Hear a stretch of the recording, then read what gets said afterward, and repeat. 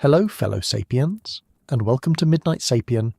Whether you're walking under streetlights at midnight, curled under blankets while the wind taps at your window, or simply drifting through a moment of quiet curiosity, you're in the right place. Because tonight we're travelling deep into the Ice Age to uncover how Neanderthals survived its unforgiving grip, until, at last, they didn't. This is contemplative storytelling and cold-forged science for those drawn to the long shadows of history. Ours is a forgotten story of survival, shaped by 100,000 winters, a buried jawbone, and the silence of melted snow. But it isn't a tale of weakness or inferiority. It's not the simple story you might expect. It begins not with failure, but with firelight. Oh, and if you're the kind of human who finds wonder in prehistoric puzzles and quiet revelations, consider tapping like and subscribe. It gently helps other thoughtful minds discover this slow, strange corner of the internet. Also, I'm curious, where are you listening from exactly? And what time is it for you right now? If you feel like sharing in the comments, it's a quiet reminder that we're all listening together, across continents and hours and lives. And hey, if you fall asleep during this story, that's perfectly fine. You'll find chapter markers waiting in the description. Now, we begin with a child curled in the snow, untouched for 50,000 years. The story of how Neanderthals survived the Ice Age, until they didn't, begins not with extinction, but with something far quieter. A child's body curled beneath layers of limestone in northern Spain, untouched for over 49,000 years. Hidden in the dim hush of El Sidron Cave, the remains offer no sign of violence, no shattered bone, no weapons trace, only stillness and cold and time. If survival is the story we came to hear, then this is the prologue etched in calcium and silence. What kind of world would leave behind such a body and such a question? The cave held 12 individuals in total, from an extended family, men, women and children, preserved not in ice, but in the whispering chill of cast stone. Their bones were not laid gently, they were broken, split in patterns so eerily consistent that researchers could not ignore the possibility of cannibalism. But beneath that possibility, beneath the mystery of the end, lies a greater one. How did they survive for hundreds of thousands of years before this? Because Neanderthals did not merely endure the Ice Age, they were shaped by it, sculpted in its image. They moved through a world of glaciers and mammoths, of bitter winds and short summers, not as lost cousins to modern humans, but as masters of survival. Their story is not a prelude to failure. It is a study in adaptation, a long and deliberate conversation between biology and landscape. At El Sidron, teeth tell tales. The child's dental enamel reveals more than diet. It holds the signature of seasonal hardship. Growth lines freeze mid-development, marking winters of starvation like rings in an ancient tree. Stress, recovery, stress again, and still survival. What happens when endurance becomes a way of life, not a moment of crisis, but a generational rhythm carved into the body? In those caves preserved by chemistry and chance, we do not find victims. We find people calibrated to their world. Thick-browed and broad-nosed, their skulls red like blueprints for heat retention.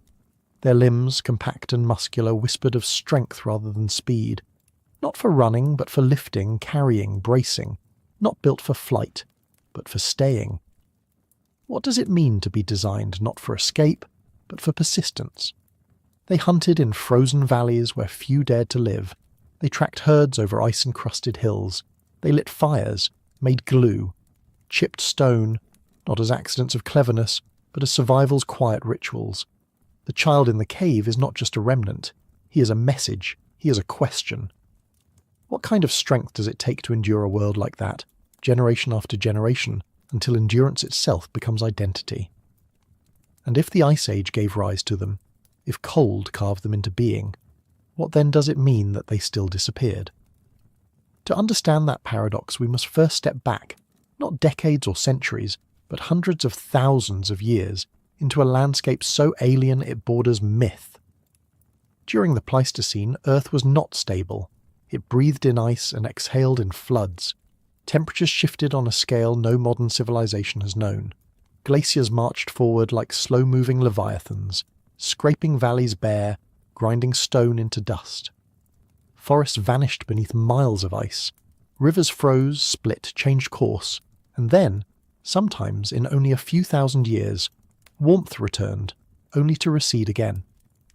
This was the climate Neanderthals called home. Can you imagine what it means to build culture, memory and kinship on land that could vanish beneath a glacier in a single lifetime? How does a species learn to belong in a world that never settles? These Ice Age rhythms weren't minor inconveniences. They were tectonic forces shaping not just survival strategies, but the very architecture of the human body. The Neanderthals emerged roughly 400,000 years ago, diverging from a common ancestor they shared with Homo sapiens, likely Homo heidelbergensis, a species spread across Europe and Africa. But while some descendants of that lineage eventually walked out into savannas, chasing springtime and game, others stayed behind. In Europe, as the cold deepened, the ones who stayed changed. Adaptation is not instantaneous. It is pressure, endured. It is a failure, remember. The Neanderthals did not become cold-adapted superhumans overnight. Their transformation was written across generations, in the slow negotiation between body and world. Broader chests to store more heat, larger noses to warm frozen air before it reached the lungs, shorter limbs, closer to the heart, to conserve warmth. And yet, is it enough to reshape bone and blood? What of thought, of culture, of spirit? In the stillness of El Sidron, we do not find crude brutes, we find care. We find teeth worn smooth, likely used to soften hides or hold tools, hinting at a shared burden. We find evidence that some in the group lived with injury or disease long enough to suggest others helped them survive. What happens when survival stops being individual? Perhaps the better question is, when did it begin? Because to endure cold like this, true cold, the kind that kills not in days but in breaths, requires more than anatomy. It requires fire. It requires planning. It requires others. The child in the cave was not alone, not in death, and likely not in life. His bones lie beside family, a unit, a band, a tribe. Not just surviving, but surviving together. In a climate that shifted like breath, they became stillness. In a world that howled, they built silence. But can even the best adaptations hold against a climate that never stops changing? What happens when the very thing that forged you begins to betray you? The answer is written not in a single event, but in layers of time, the way ice builds its story, one snowfall at a time. When scientists crawled into the narrow chambers of El Sidron, they weren't simply excavating bones. They were unearthing an environment, a climate, and a rhythm of living so alien that even words struggle to hold it. Imagine the light, a blue-grey twilight that lasted for months. Imagine the sound, wind scouring open plains, the muted cracking of frozen rivers, the low thunder of migrating herds whose very survival mirrored your own. This was the cradle and the crucible of Neanderthal life. Why begin with the child? Because children, more than adults, record in their bones the story of their world. The enamel lines on his teeth showed repeated interruptions, as if winter itself had reached inside his mouth and pressed pause. Malnutrition, disease, cold stress. He survived each, until one day he didn't. Yet the fact that he survived so many at all is testimony to something greater than luck. It speaks of a pattern, sheltering, feeding, tending, a network of care extending far beyond the self. For the Neanderthals, the Ice Age was not a single trial. It was a canvas. They painted their existence on it with stone, fire, and blood. When glaciers advanced, they moved. When forests died, they followed rivers, carving new paths into their minds as well as the earth. Their world was a moving puzzle, and to live was to constantly reassemble its pieces. What must it have felt like to raise a child under such conditions, knowing that even your greatest skill might not outpace the sky's next whim? Would you have told stories at night, by the hearth, of ancestors who had endured worse storms, colder winds, deeper hunger? Did those stories become a kind of inheritance, not just tools but memory made portable? At El Sidron the band's remains are strangely fragmented, as if someone had broken bones to reach marrow, a sign either of starvation or of ritual. To us, in a modern kitchen, such an act seems brutal. But in the Ice Age, survival was a different morality. It was a calculus of immediacy, of taking from the dead what might allow the living to continue. And yet, even amid that possibility, the dead were not discarded. They were placed, however haphazardly, together. Perhaps there was still meaning, even in necessity. This is the paradox of Neanderthal life. Their world was harsh, but their responses were not mindless. Their adaptations were deliberate. Their persistence was a kind of intelligence, written not only in tools but in relationships. If survival is a story, theirs was one of cooperation and endurance.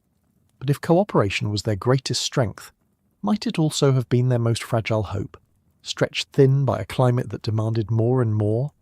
What do we inherit from a species that turned hardship into habit? Perhaps more than we care to admit. Not just in genes, though those remain silent and folded inside the double helix of many modern humans, but in instincts, in reactions, in the bone-deep memory of how to endure. Neanderthals were not our ancestors in a straight line, but they are kin, and the patterns they laid down, the strategies they employed, the decisions they made beneath that long Ice Age sky, live on as faint echoes in us. But we're getting ahead of ourselves. First, we must return again to the cold. Not the romantic cold of snowfall or a morning frost, but the deep planetary cold that grips entire continents. The kind of cold that changes not just what you wear, but how you think. The kind of cold that buries rivers beneath ice sheets 1 mile thick, that drives animals into extinction and turns whole ecosystems into treeless, grassless silence. This is not the background of the Neanderthal story. It is the story. The Pleistocene was a world in flux. Across its 2.5 million years, Earth swung between warm interglacial periods and catastrophic glacial advances. For over 300,000 of those years, Neanderthals endured in Europe, through no fewer than 8 full glacial cycles. That is not a coincidence. That is commitment. That is deep time resilience. But survival in such a world does not mean waiting for spring. It means learning to live inside winter. Neanderthals adapted not just biologically but behaviourally. Archaeological evidence suggests they planned for seasonal changes, moving between known shelter sites, adjusting hunting strategies, even timing childbirth to align with more favourable seasons. In such a volatile world, even birth became a strategy, and strategy left its mark. In Spain, France, Belgium, and beyond, researchers find fire-blackened hearths, piles of carefully flaked stone tools, butchered animal remains sorted with almost surgical attention. They find traces of ochre, perhaps used for tanning hides, or perhaps for something more symbolic. They find evidence of foresight, of people who didn't merely react to the cold but anticipated it. Who thought ahead? What is the shape of a mind that must always look one season forward? Neanderthal technology, once dismissed as crude, now reveals an astonishing precision. Mousterian tools, named for the site of Le Moustier in France, were not simple flakes, but purpose-driven blades, scrapers, and points. Many were made with the Levallois technique, a complex method requiring planning, symmetry, and spatial awareness. Each tool carried intent, yet even more than tools, perhaps it was fire that defined their defiance of cold. Fire wasn't just warmth, it was safety, signal, sustenance. It turned raw meat into nourishment and dark nights into moments of communion. In a landscape where the environment was an ever-shifting enemy, fire became an anchor. A statement, we are still here. But can fire push back ice forever? What happens when the cold outpaces even the most ancient flame? Perhaps it doesn't arrive as catastrophe, but as erosion. Not a single blizzard or final freeze, but a slow, imperceptible unravelling. Fewer elk one season, thinner fur on the hides, an extra day of darkness each winter. Adaptation has limits, and the Pleistocene tested them all. What's extraordinary is not that Neanderthals eventually disappeared. It's how long they endured before they did. In the archaeological record, extinction leaves few dramatic scenes. No final battle, no sudden silence, just absence. One layer holds hearth ash and butchered bone, the next holds none. And beneath this apparent quiet is a question far older than any artifact. Why? Why did a species that had mastered cold, that had survived for 400,000 years, vanish, while we, their tropical cousins, survived. El Sidron offers no answers, only presence, only the trace of life still. But in that stillness is the beginning of our own curiosity. The modern sapien sits at a strange vantage point, alive because of a chain of survival that stretches backward into frozen valleys and mammoth hunts and whispered songs beside firelight. When you peer into the face of a Neanderthal child, you're not looking at failure. You're looking at kin. You're looking at someone who made it almost all the way through, and still something changed. It would be tens of thousands of years before that change became total, before the Neanderthals, once scattered across Europe and the Near East, became only bones, shadows, and strands of DNA in our blood. But already, even in El Sidron, the signs were there. The cold was sharpening, landscapes were shifting, and in the south, another kind of human was beginning to appear. That part of the story, the part about us, will come later. For now, it is enough to linger here, in the cave, to imagine the moment before extinction, when survival still felt possible, to feel the hush of snow above stone, to picture a mother's hand brushing dirt from a child's brow, not knowing she would be remembered. Because the central mystery isn't why they died, it's how they lived so long, 400,000 years, through ice, through flood.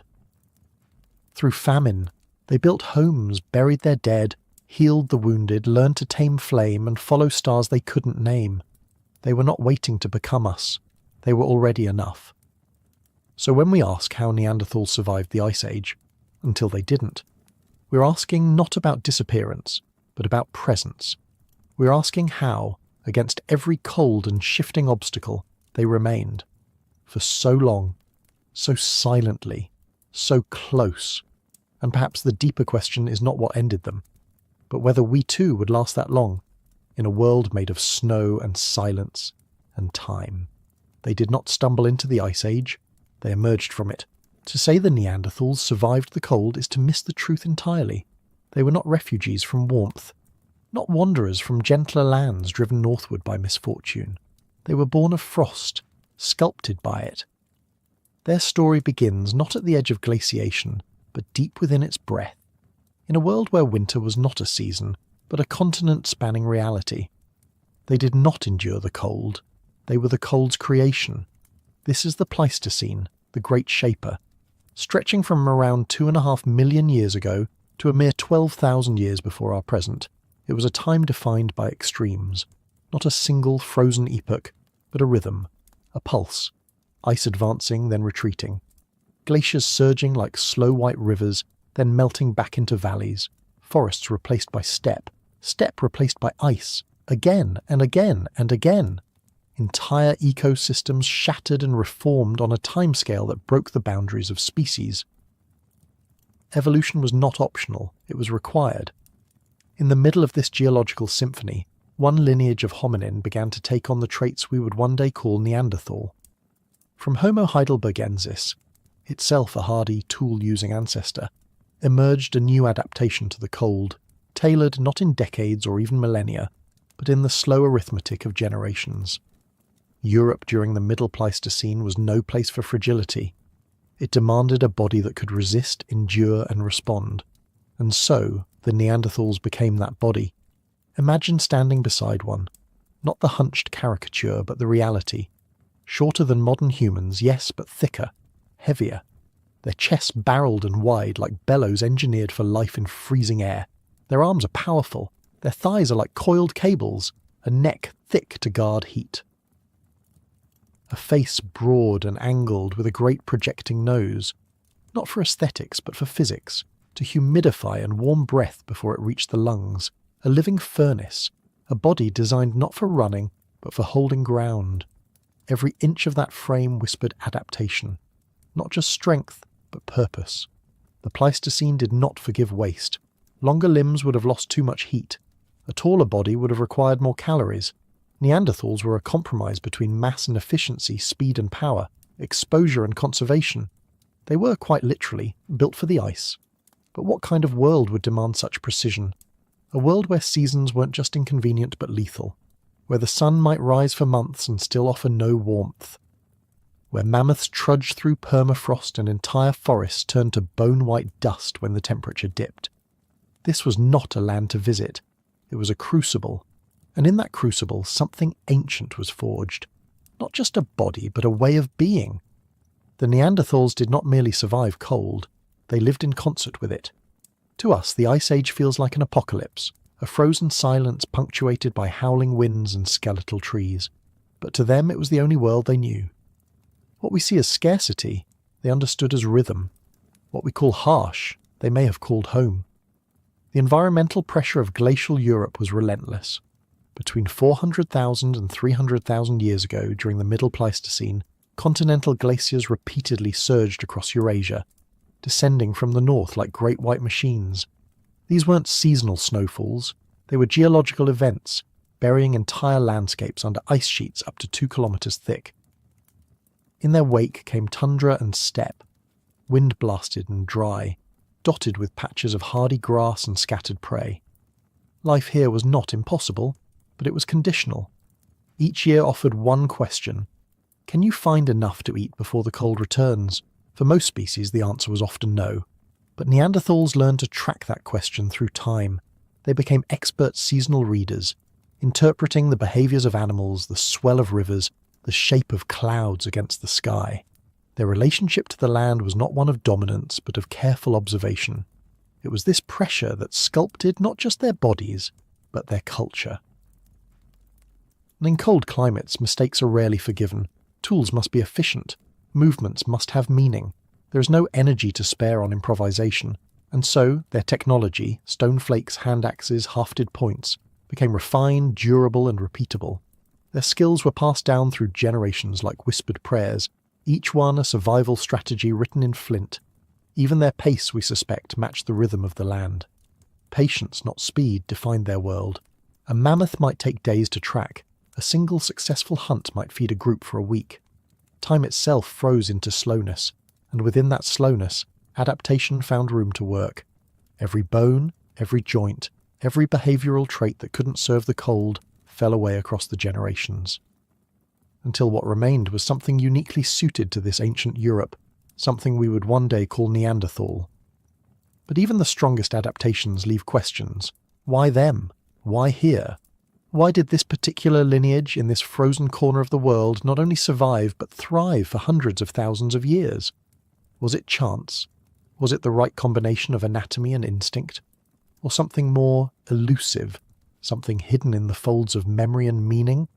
The bones can't answer, but they suggest, they hint, they offer silhouettes in sediment, a femur here, a skull cap there, a nasal cavity widened by generations of breath drawn from frigid air. The record is incomplete, but it is unmistakable. The cold did not chase them, the cold called them, and they answered. But answering meant more than anatomy, it meant lineage. It meant origin.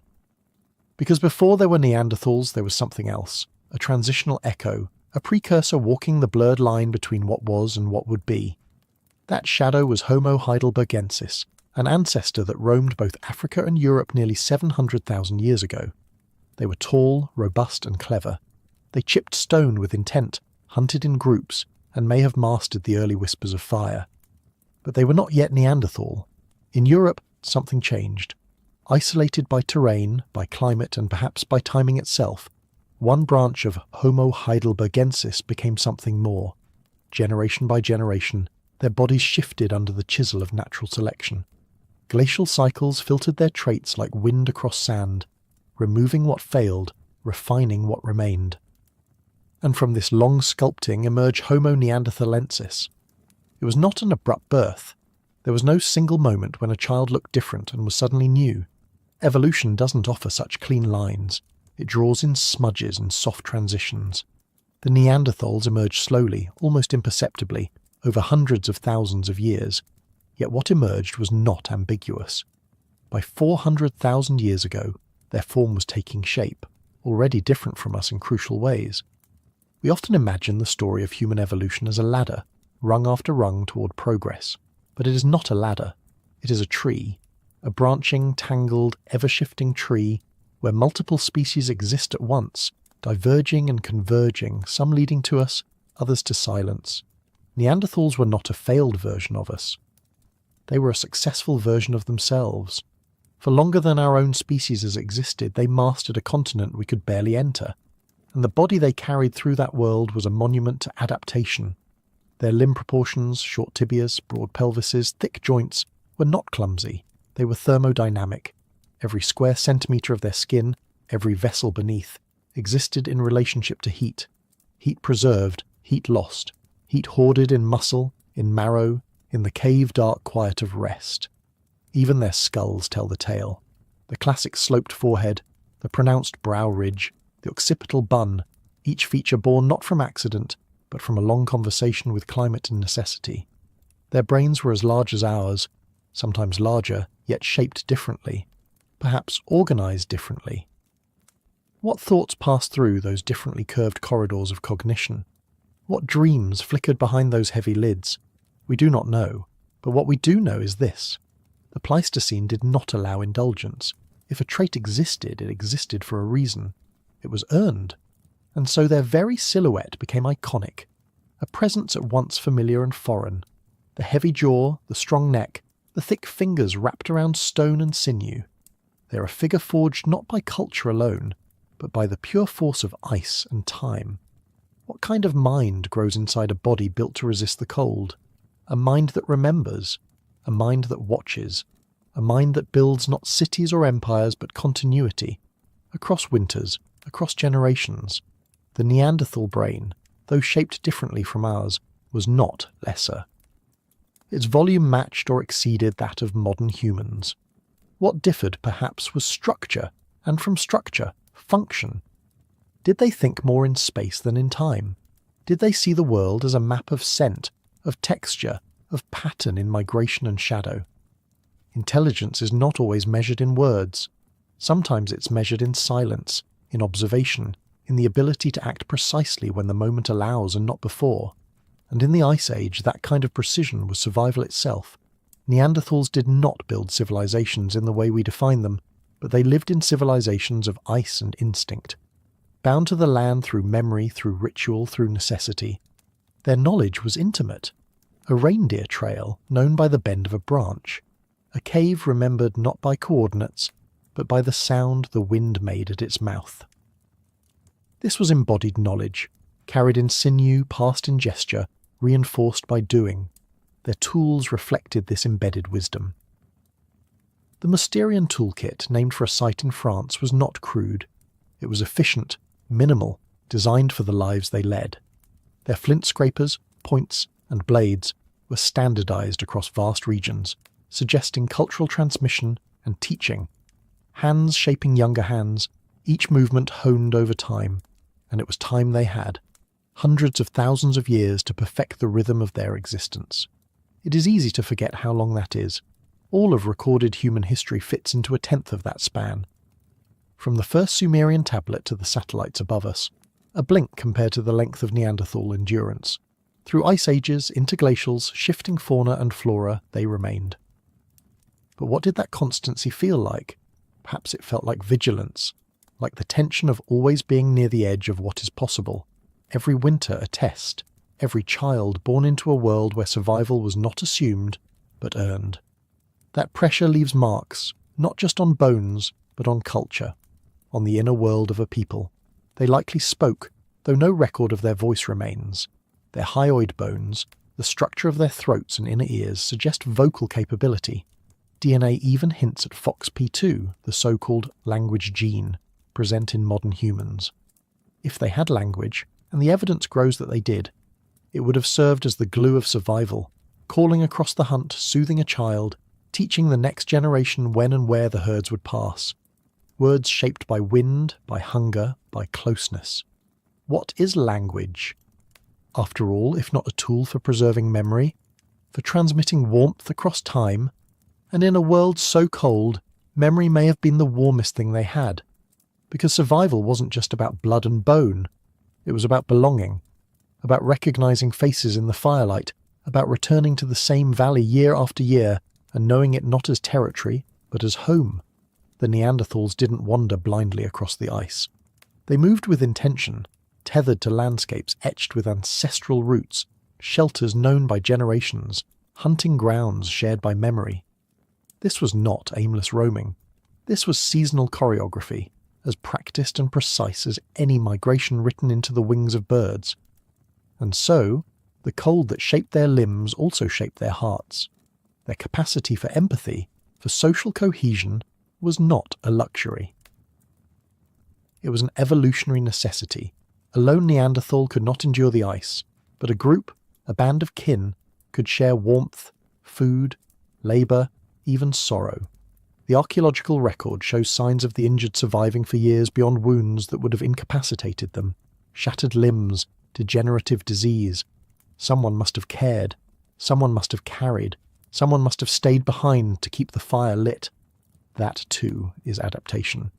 Their bodies were thermal architecture, their tools were extensions of memory, their minds were shaped by the rhythm of frost and fire, and all of it was forged by ice. We often ask why the Neanderthals disappeared, but the better question, the more staggering one, is why they survived as long as they did. In a world that would erase almost everything, they held on for over 400,000 years, through storms we cannot imagine, through landscapes that have since drowned beneath rising seas or vanished beneath farmland and city sprawl. Their presence across deep time was not accidental. It was earned over and over again. And perhaps this is the most important truth of all. They didn't survive in spite of the cold. They survived because of it. The ice did not only test them, it made them. It was their teacher, their sculptor, their mirror, and in responding to its demands, and growing broader, thicker, more deliberate, more communal, the Neanderthals became something entirely their own, not a stepping stone on the way to us, but a complete chapter in the story of what it means to be human. To understand their form is not to measure deviation from a modern standard. It is to witness a masterwork of evolution, a lineage tuned from brow to heel for a world we can barely imagine, a world of long winters and dim sunlight, of steady breath drawn from frozen air, a world that, for hundreds of thousands of years, they called home, and in that home they did not merely endure, they belonged. So when we speak of the Ice Age, we must speak of them, not as shadows, not as relics, but as people, forged by ice. To survive the Ice Age was not only to endure cold, but to find light within it. And so the Neanderthals held fire in their hands. They did not stumble upon it. They tended it, nurtured it, protected it with a vigilance born of necessity and reverence. In a world where warmth could mean the difference between memory and erasure, fire was not just heat, it was continuity. It was breath. It was time slowed into ember, and at the centre of that flame, a species shaped by ice wrote its legacy in smoke. If Neanderthals were forged by cold, then fire was their answer to it, an answer that burned not with dominance, but with devotion. Across caves from Spain to Israel, archaeologists have uncovered the quiet evidence of this relationship.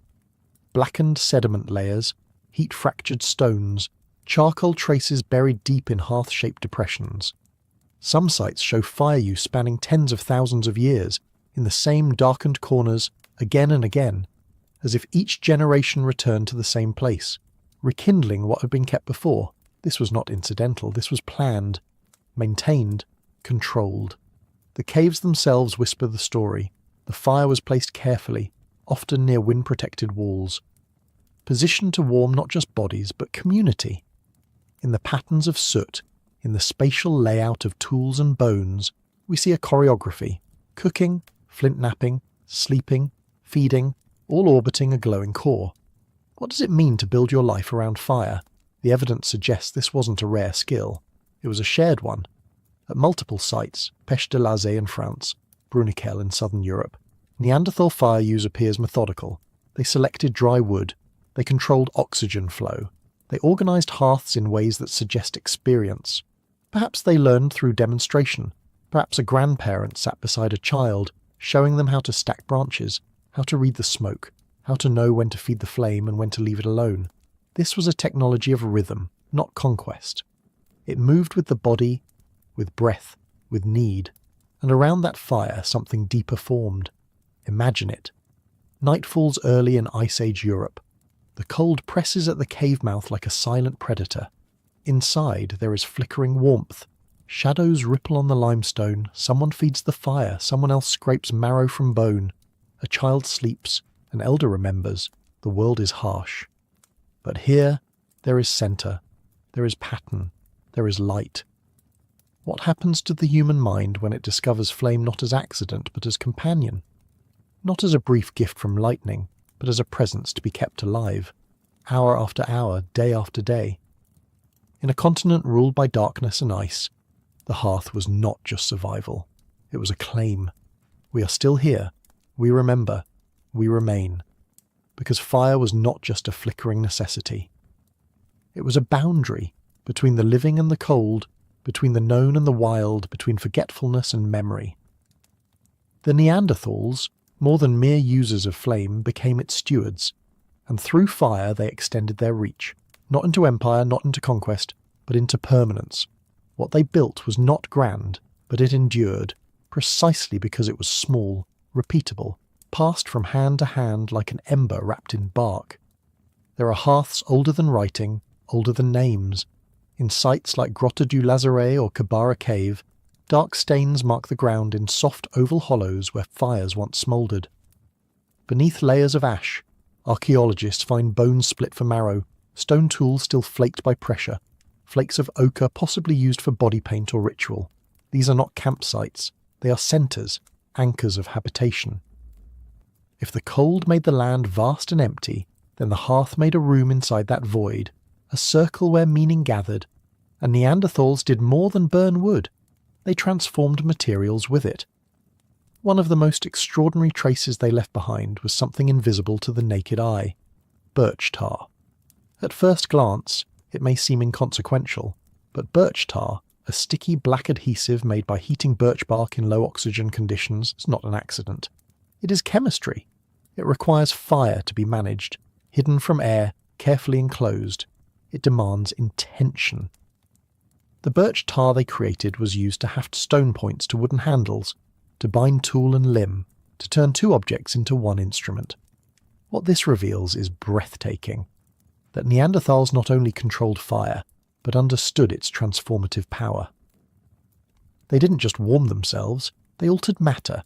They made composite tools, a leap in cognitive complexity once thought beyond their reach.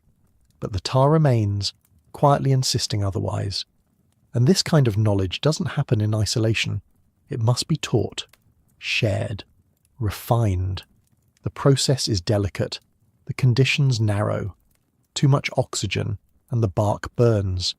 Too little heat, and the resin never flows. Somewhere, across tens of thousands of years, Neanderthals learned how to do this, and how to do it reliably. How many attempts did it take? How many evenings crouched over a glowing bed of coals, adjusting bark and stone until the black gold emerged? Fire became more than warmth. It became memory made tangible, a medium of learning, a place of return. And through its smoke, something intangible began to rise. What does it mean when fire is no longer just a reaction to the cold, but a vessel for thought? What does it mean when the first human technology is not a tool or a weapon, but light?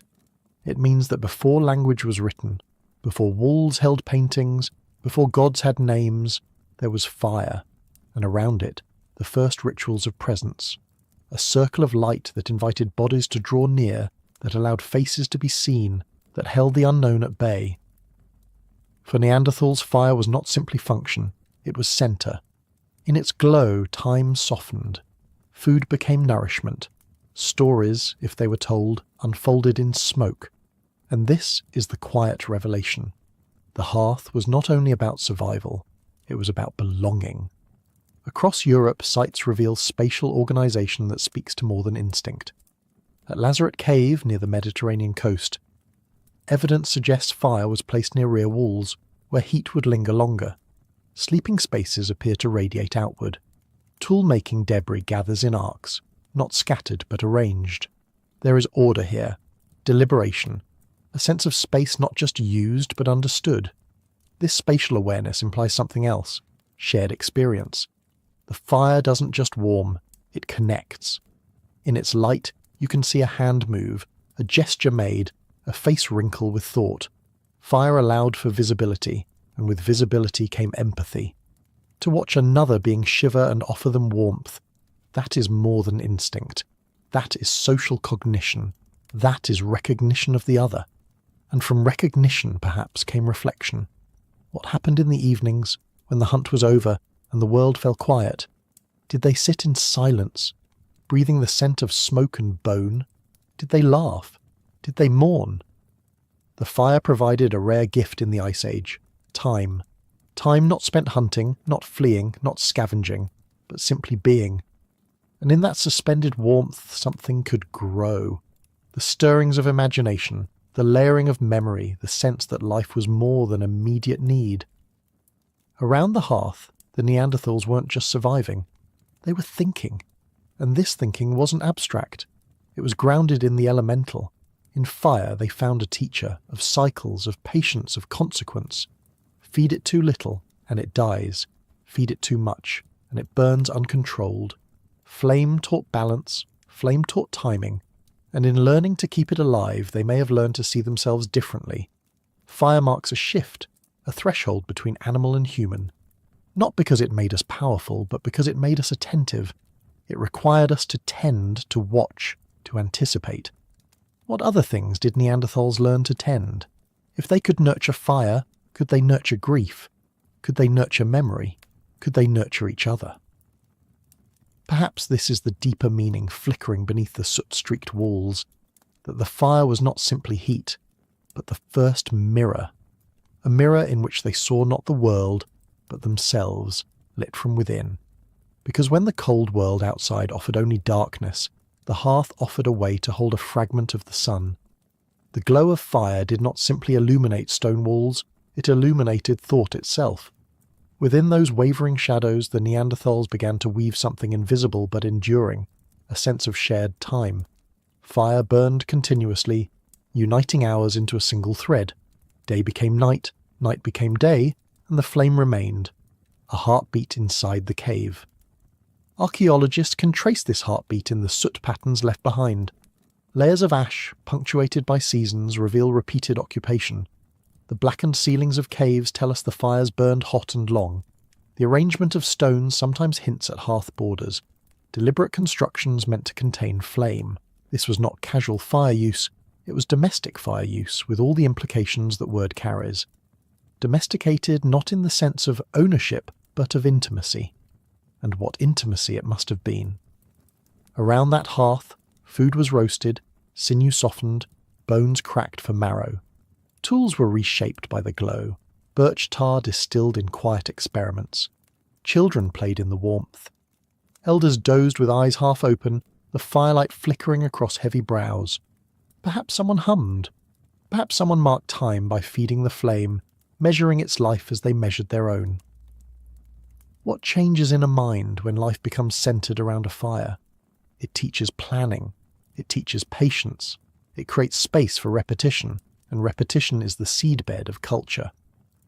To pass down a method for making tar, to hand a child a stick and show them how to turn it so it catches, not smothers the flame, to remember which woods burn slow, which burn fast, which smoke, which spark, each small choice a moment of learning, each moment a step away from accident and toward mastery.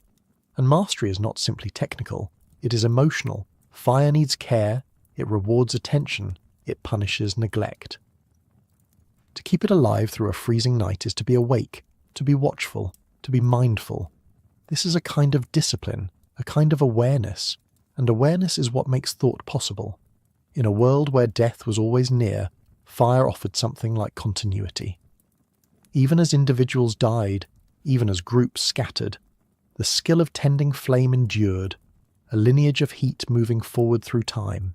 It was not just a technology, but a tradition, the first inheritance carried not in genes but in practice. How many hands over hundreds of thousands of years have cupped embers, have coaxed sparks into flame, have watched firelight dance across a loved one's face? And how many of those moments have vanished into ash, leaving only the faint black traces we read today? Those traces are humble, a smear of charcoal, a reddened stone, a chemical signature buried beneath soil and centuries, yet they are echoes of something vast, a shared intimacy between Neanderthal and flame, written not in language, but in warmth. Fire was not just survival, it was sanctuary.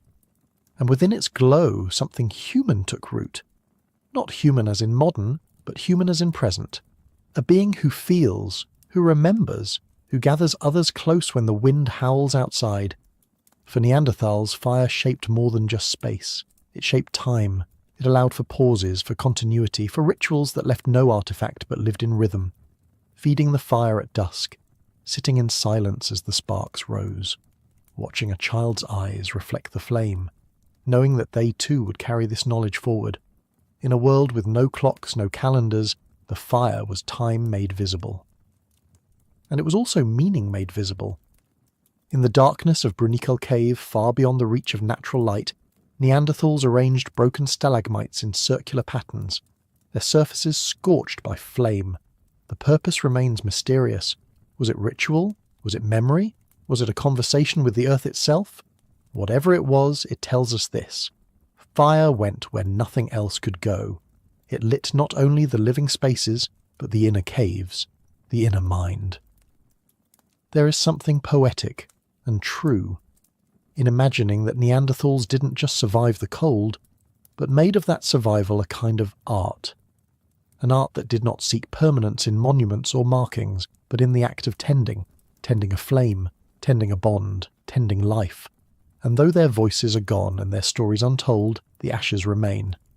In every hearth we uncover, we see the same gesture, hands moving through darkness, creating warmth, creating continuity. It is the oldest story we have, and it is still ours, because we too are children of the fire. We inherit their embers, not just in our genes, but in the way we gather, the way we sit in circles, the way we tell stories when the lights go low. The hearth is still with us, in every campfire, in every candle, in the hush that falls when flame becomes the only light in the room. The Neanderthals held the fire in their hands, and in doing so they held on to each other. They held on to meaning. They held on to the fragile miracle of life in a world of ice. And though they are gone, their fire still burns, in us. Not as smoke, not as ash, but as memory, as warmth, as light. To survive the Ice Age was to become a predator, not a scavenger scraping at the edge of carrion, but a strategist, a stalker, a creature of brutal intelligence in a world that yielded nothing freely. The Neanderthals did not endure the cold by waiting for death to deliver them meat. They met it head-on. Mammoths, woolly rhinoceros, bison the size of small trucks. These were not hunted from afar, not pierced with arrows from the safety of distance. They were met up close, with muscle, with coordination, and with a clarity of purpose so honed it bordered on terrifying. What kind of mind does it take to walk toward a beast whose breath mists like steam engines and whose tusks could impale a man? What kind of heart steadies its beat when the charge begins, not from the predator, but from the prey? The answer begins in stone. Neanderthal weaponry, often classified under the Mousterian toolkit, was deceptively simple at first glance. No long-range spears, no bows, just sharp edges, hafted points, and thick wooden shafts designed not to saw but to stab. The weapons they crafted were tools of proximity, thrusting spears, not throwing ones, flint flakes that could pierce hide, but only if you got close enough to smell the animal's breath. This alone rewrites the myth of the primitive brute. To hunt like this was not reckless, it was calculated, it was rehearsed, it was surgical. And so, we must ask, what allowed them to do it? The evidence lies buried in the bones, not only of the animals they hunted, but in their own. Forensic anthropology reads these bodies like crime scenes. Neanderthal skeletons show trauma patterns that mirror those of modern rodeo riders, injuries to the upper body, to the ribs, to the shoulders. These are not the wounds of ambushes or distant shots. They are the wounds of collisions, of grappling, of standing your ground as 200 pounds of meat and horn bears down on you with enough force to crush bone. And yet they returned from the hunt again and again. This was not accident. This was strategy. What kind of coordination did that require? Imagine a valley, ringed by snow-frosted pines. A herd of reindeer moves slowly across the tundra, wary, alert. Neanderthals wait in silence, already in position, having predicted the migration path days in advance. One group drives the herd forward, another lies in wait. There are no words as we know them, but there is communication. Subtle, refined, embodied. A glance, a grunt, a hand signal, rehearsed 1,000 times in hunts before, and then motion. A flood of bodies erupting from behind rocks and trees. Spears lift, the chase begins. How does a species evolve not just the muscle to strike, but the trust to strike together? That question lives in the marrow of Neanderthal life. For hunting at close range was not an act of individual bravery. It was a choreography of risk shared by all. One mistake and the spear could break, a comrade could fall, the herd could scatter. Yet across tens of thousands of years the pattern repeats. Bones of mammoth, bison, reindeer, and even giant deer found alongside Neanderthal tools, fractured and burned in hearths. These were not scavenged carcasses abandoned by predators. The cut marks on the bones tell the story. They begin at joints, at muscle attachments, exactly where a butcher's hand would start. They speak of fresh kills, not second-hand scraps. And in those marks we see skill. Skill born of practice, handed from one generation to the next. The Mousterian toolkit was an extension of this skill. Though its spear points lacked the aerodynamic refinement of later Homo sapiens weapons, they were crafted for durability and penetration at close quarters. The edges of the flint reveal careful retouching, symmetry and standardization. These were not random flakes chipped off in haste. They were purposeful, honed. The hafting of stone into wood, often secured with sinew or birch tar adhesive, transformed them from simple points into true spears capable of piercing hide thick as armour. This was no small feat. Birch tar required controlled fire, patience and foresight. To produce it, bark had to be heated in low oxygen conditions, carefully insulated to prevent combustion, and collected as it oozed from the process. It was chemistry without a chemist's name, a craft without writing, but not without mastery. Each spear point bearing such adhesive is an archaeological whisper of planning and knowledge, and of cooperation, for such production likely took more than one set of hands. But the spears themselves were only the beginning. It was how they were used that mattered. Hunting in Ice Age Europe was not a lone endeavour. It was the culmination of observation, tracking, ambush and strike. The prey was larger, faster, and often more dangerous than the hunters. One misstep could shatter a femur or crush a rib cage. The trauma patterns in Neanderthal remains confirm it. Broken bones healed, old injuries carried for years. Someone had to care for the wounded when the hunt was over. Someone had to feed them, keep them warm, keep them alive. That too was part of the hunt. This blend of risk and care tells us something profound about Neanderthal society. They were not simply hunters, they were networks of interdependence. Success depended on coordination. Coordination depended on trust. Trust required memory. A shared sense of who had stood beside you before, who would stand beside you again. In a frozen world where hunger was constant and prey could kill as easily as feed, this trust was not optional. It was as vital as the spear in the hand. What does it mean when survival itself becomes a test of communal memory? It means that hunting was never just an act of violence. It was an act of knowledge, remembered trails, habitual migration routes, watering holes, and seasonal behaviours passed down not through books or maps, but through stories, gestures, and lived repetition. The Neanderthals had no written language, but they had landscape memory. They knew where the mammoth herds would move when the wind shifted. They knew which valleys trapped animals, which ridges gave the best view, which river crossings became bottlenecks in spring melt. These were not random facts. They were survival etched into mind and muscle. The Ice Age environment was not forgiving. Glacial cycles brought swings of intense cold and brief warming, often shifting rapidly within a generation. Forests turned to tundra, rivers froze and rerouted, and yet Neanderthals endured, not by remaining static, but by adapting their strategies to changing prey and terrain. When mammoth became rare, they turned to reindeer. When herds moved, so did they. Their hunting toolkit, though superficially unchanged over millennia, was flexible enough to accommodate new needs. Scrapers and points were reshaped, flakes retouched for different cuts, fire logs chosen for varied burn times depending on the season. But perhaps the most remarkable adaptation was not in stone or bone, it was in how they hunted together. Recent studies of cut-marked animal bones suggest strategic butchery by multiple individuals. Some processed limbs, others removed fat-rich organs. There was division of labour, even in death. Some may have carried meat back to camp, others guarded the site. There is evidence that carcasses were dismembered in stages, portions cached and returned to later. This is not just practicality, it's planning, the kind that requires communication, trust, and intention over time. Even more striking are the signs of pre-kill coordination. In some kill sites, like the famed La Borde in France, large numbers of bison were taken in a single event. The layout of the remains and associated tools suggest the use of natural topography to trap and funnel the animals, perhaps even using fire or noise to direct movement. This level of tactical forethought blurs the line between instinct and strategy. It implies not only an understanding of prey behaviour, but a shared ability to manipulate it.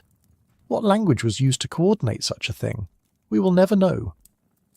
But the success of these hunts, and their repetition over time, implies a shared code. Perhaps not words, but signals, postures, rhythms of movement. The body itself became the text, read fluently by those who had grown up learning its syntax. A raised hand might halt a charge, a low whistle might send a flank into motion, and all of it built upon trust, that your group would act in concert, that your life was held in the balance of others. In this way, hunting became a form of collective intelligence, not thought as a solitary spark, but as a fire passed between many minds. And in that shared fire, we see the emergence of something deeper than mere coordination, social cohesion forged in the crucible of necessity. Neanderthals hunted because they had to, but how they hunted reveals who they were. The demands of the hunt were not simply physical, they were cognitive, emotional, and social.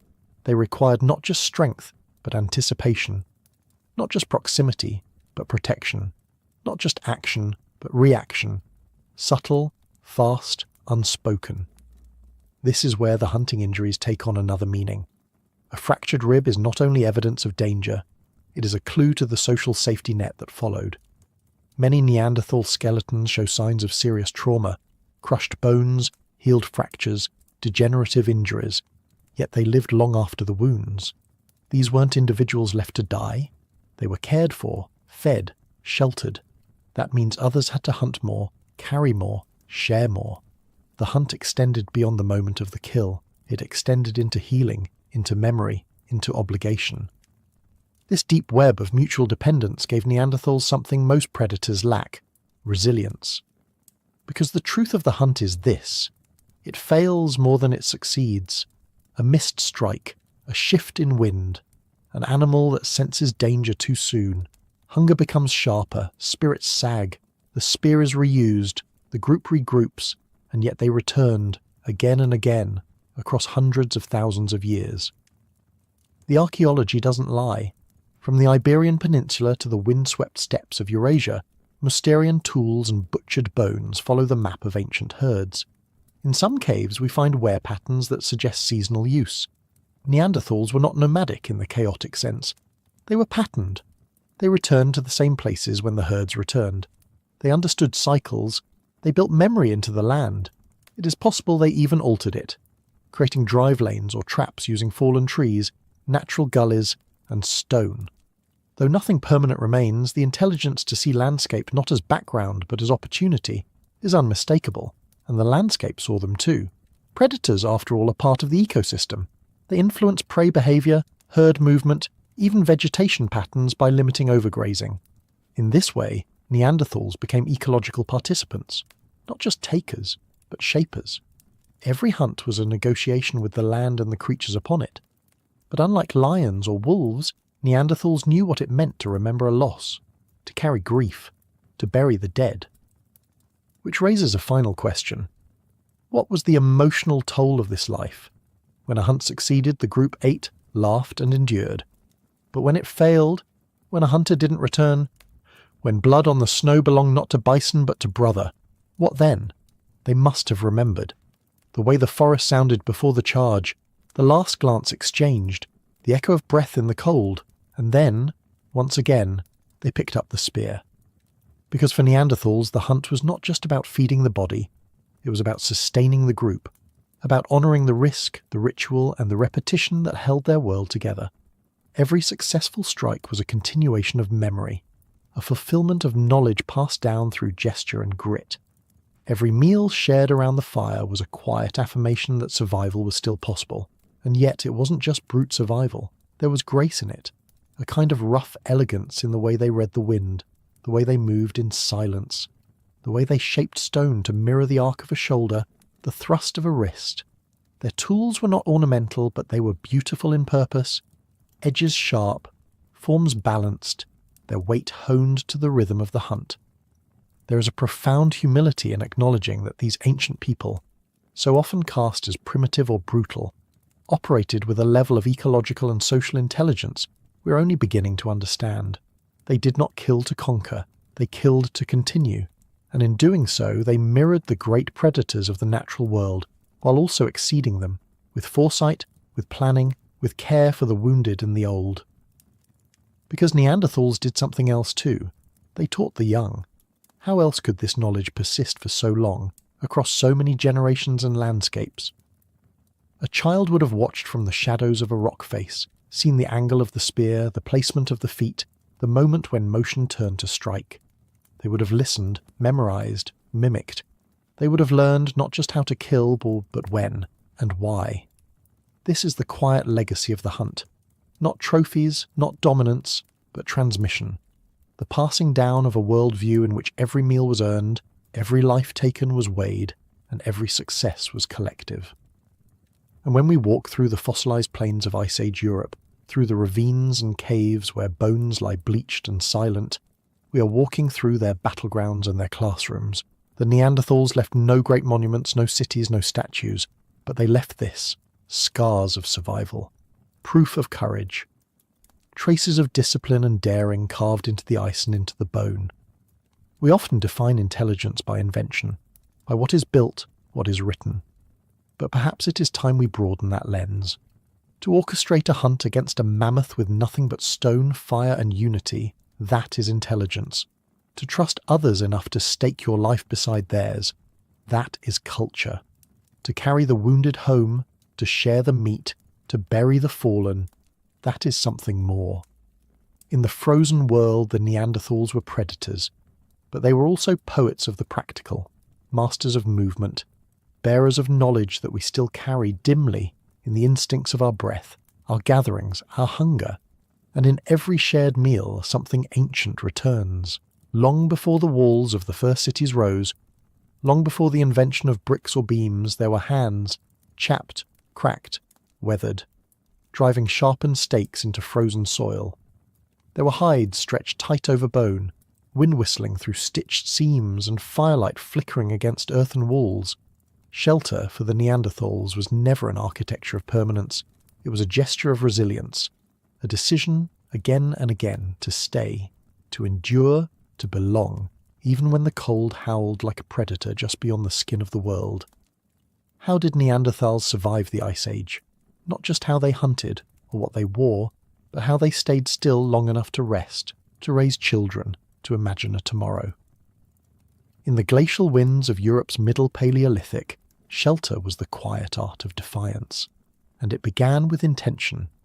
Across the archaeological record, scattered like brittle constellations in the darkness of prehistory, are signs that these early humans didn't merely huddle in caves as passive refugees from the cold.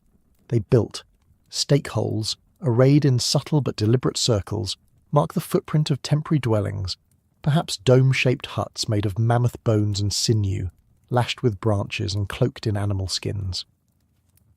At Moldova in Ukraine, in the sediment near the Dniester River, lies one such ghost, a structure more than 40,000 years old, ringed with bones, its purpose clear despite the erosion of centuries. It was a windbreaker, a wall, a place for warmth to hold. How many hands stitched its seams? How many nights did it withstand before it collapsed beneath snow or rot? We cannot know, but we can imagine the labour, the choice of site, the sinking of poles, the gathering of hides, the smell of smoke clinging to damp fur, the hum of breath in a sealed space. In that construction is the root of something vital, not survival alone, but foresight. What must it have felt like to build against the wind? To feel the temperature fall and answer not with flight but with form? Shelter was not an accident. It was architecture born of memory, passed between generations, refined with each storm. It speaks to the adaptability of a species shaped by glacial pressure, but also to something else, something quieter, a sense of place. Because to build is to stay. Even temporarily, it is an act of rootedness, of belief in a next day worth facing. It marks a rhythm in the Neanderthal world, a cycle of return, of landscape familiarity. These people were not wandering blindly across the Ice Age map. They knew where the rivers froze slowest, where the caves held light longest, where the bison grazed in early spring. What happens when shelter becomes more than protection? When it becomes memory? When a structure, however fragile, marks the point on the earth where a child laughed, or a meal was shared, or someone took their last breath. Perhaps that is the true foundation, laid not in soil but in story. And like story, Neanderthal shelters were shaped by rhythm, the rhythm of season, of prey movement, of memory encoded in landscape. This was not permanence in the modern sense, these were not towns or settlements, but it was repetition, a kind of nomadic fidelity. They returned to the same places year after year, generation after generation, not because they were trapped, but because they were attuned. Each site offered something particular, a strategic view of the steppe, a rock overhang facing away from the prevailing wind, a valley that gathered warmth like a cupped hand. Mobility, then, was not randomness. It was resonance. Neanderthals practiced a form of seasonal choreography, moving across familiar terrain with purpose, in tune with cycles older than language. They likely knew which animals would be grazing near a river bend in spring, or when berries would appear along the forest edge in late summer. And as they moved, they carried not just tools and hides, but the knowledge of where to pause, where to build, where the wind didn't bite as sharply. In those pauses they stitched lives together. Archaeological traces of this rhythm linger in the soil, at sites like La Ferracie in France. Multiple Neanderthal individuals were buried over time in the same cave. Their remains weren't haphazardly scattered, they were placed deliberately, as if the cave had become a repository of memory. A place they returned to not just for shelter, but for continuity, for ceremony. It's tempting to see caves as crude refuges, mere accidents of geography. But in the hands of Neanderthals, caves became homes. Long-term occupation left marks, hearths layered over centuries, stone tools clustered near fire pits, debris from meals swept into corners. The caves were dark, yes, but they were not empty. They were lived in, shaped by habit and intention. Smoke marks on ceilings show where fires burned consistently in the same spots. Sometimes, deep within, walls were blackened high above reach, indicating that fires were deliberately built to heat larger chambers or to push light further into the darkness. This isn't desperation, it's engineering, a mastery of airflow, insulation and resource allocation. And perhaps most telling are the bones, those of animals brought in, butchered and shared. The mix suggests not just what was available, but what was chosen. Reindeer for meat and hide, foxes maybe for fur, hares, even birds, each one a piece in the puzzle of persistence. But it wasn't just about keeping the body alive. It was about creating a space where life could unfold in something like rhythm, where elders could teach, where children could play in firelight, where the group could exhale for a moment, no longer prey. In a world of endless motion, building shelter, however impermanent, was an act of orientation. A way to say here, for now, we belong. Those two words, unspoken but lived, were the essence of every windbreak, every stitched hide, every circle of mammoth bone set upright in frozen soil. Shelter was not only a refuge from the cold, it was a marker of community. It said, this is where we gather, where we eat, where we wait for the storms to pass. Even if the walls were thin and the roof low, the act of making it was a statement of intent. It was a gesture toward continuity in a landscape of impermanence. Archaeologists now recognise a surprising range of Neanderthal shelters. Some were no more than overhangs cleverly blocked with stone slabs and skins to divert the wind. Others, like those discovered at Moldova on the Dniester River, show elaborate arrangements of mammoth bones forming circular or oval structures, the earliest known houses in Europe. Within these rings, hearths smouldered, stone tools lay scattered, and piles of animal bones told of meals prepared and shared. These weren't crude improvisations. They were planned, they were built, and yet they were always temporary. These dwellings weren't meant to last years. They were seasonal homes, erected where the herds passed or the fishing was good, dismantled or abandoned when the group moved on. In this way, Neanderthals lived in a tension between motion and stillness, mobile, but never rootless. The map of their lives was drawn not by walls, but by memory. A cave here, a sheltered ridge there, a river crossing where the ice broke last. Each location a chapter in a cycle of return. The caves, too, reflect this pattern. They weren't only emergency shelters stumbled into during storms. Many show evidence of long-term occupation, multiple hearths, layers of ash, stone napping debris, even signs of sleeping areas. Some, like Lafarasi and Shanidar, became places of burial as well as life. These weren't merely shelters from the elements. They were spaces of continuity, where life and death coexisted, where generations could literally live atop the remains of those who came before. This sense of familiarity with the land, of belonging to it rather than conquering it, was itself a survival strategy. Knowing where the best flint lay exposed, where water remained unfrozen, where wind patterns shifted with the seasons, these were forms of knowledge as vital as any spear point. And that knowledge wasn't held by one individual. It was communal, distributed across the group like a living map. Shelter, then, was more than architecture. It was a memory device, a pause in the movement of bodies where the movement of ideas could happen. Teaching, planning, even perhaps imagining. Every stake driven into frozen ground was a line drawn across time, anchoring a people not just to a place, but to each other. And this raises a deeper question. If building was a way of belonging, did it also become a way of thinking? To build is to anticipate, to imagine a structure before it exists, to choose a site not just for the now, but for the coming hours, days, or perhaps moons. That mental leap, from present discomfort to future safety, is a profound cognitive act, and for Neanderthals, it was a necessary one. Every shelter they constructed reflected not just physical necessity, but a forecast of weather, of danger, of need.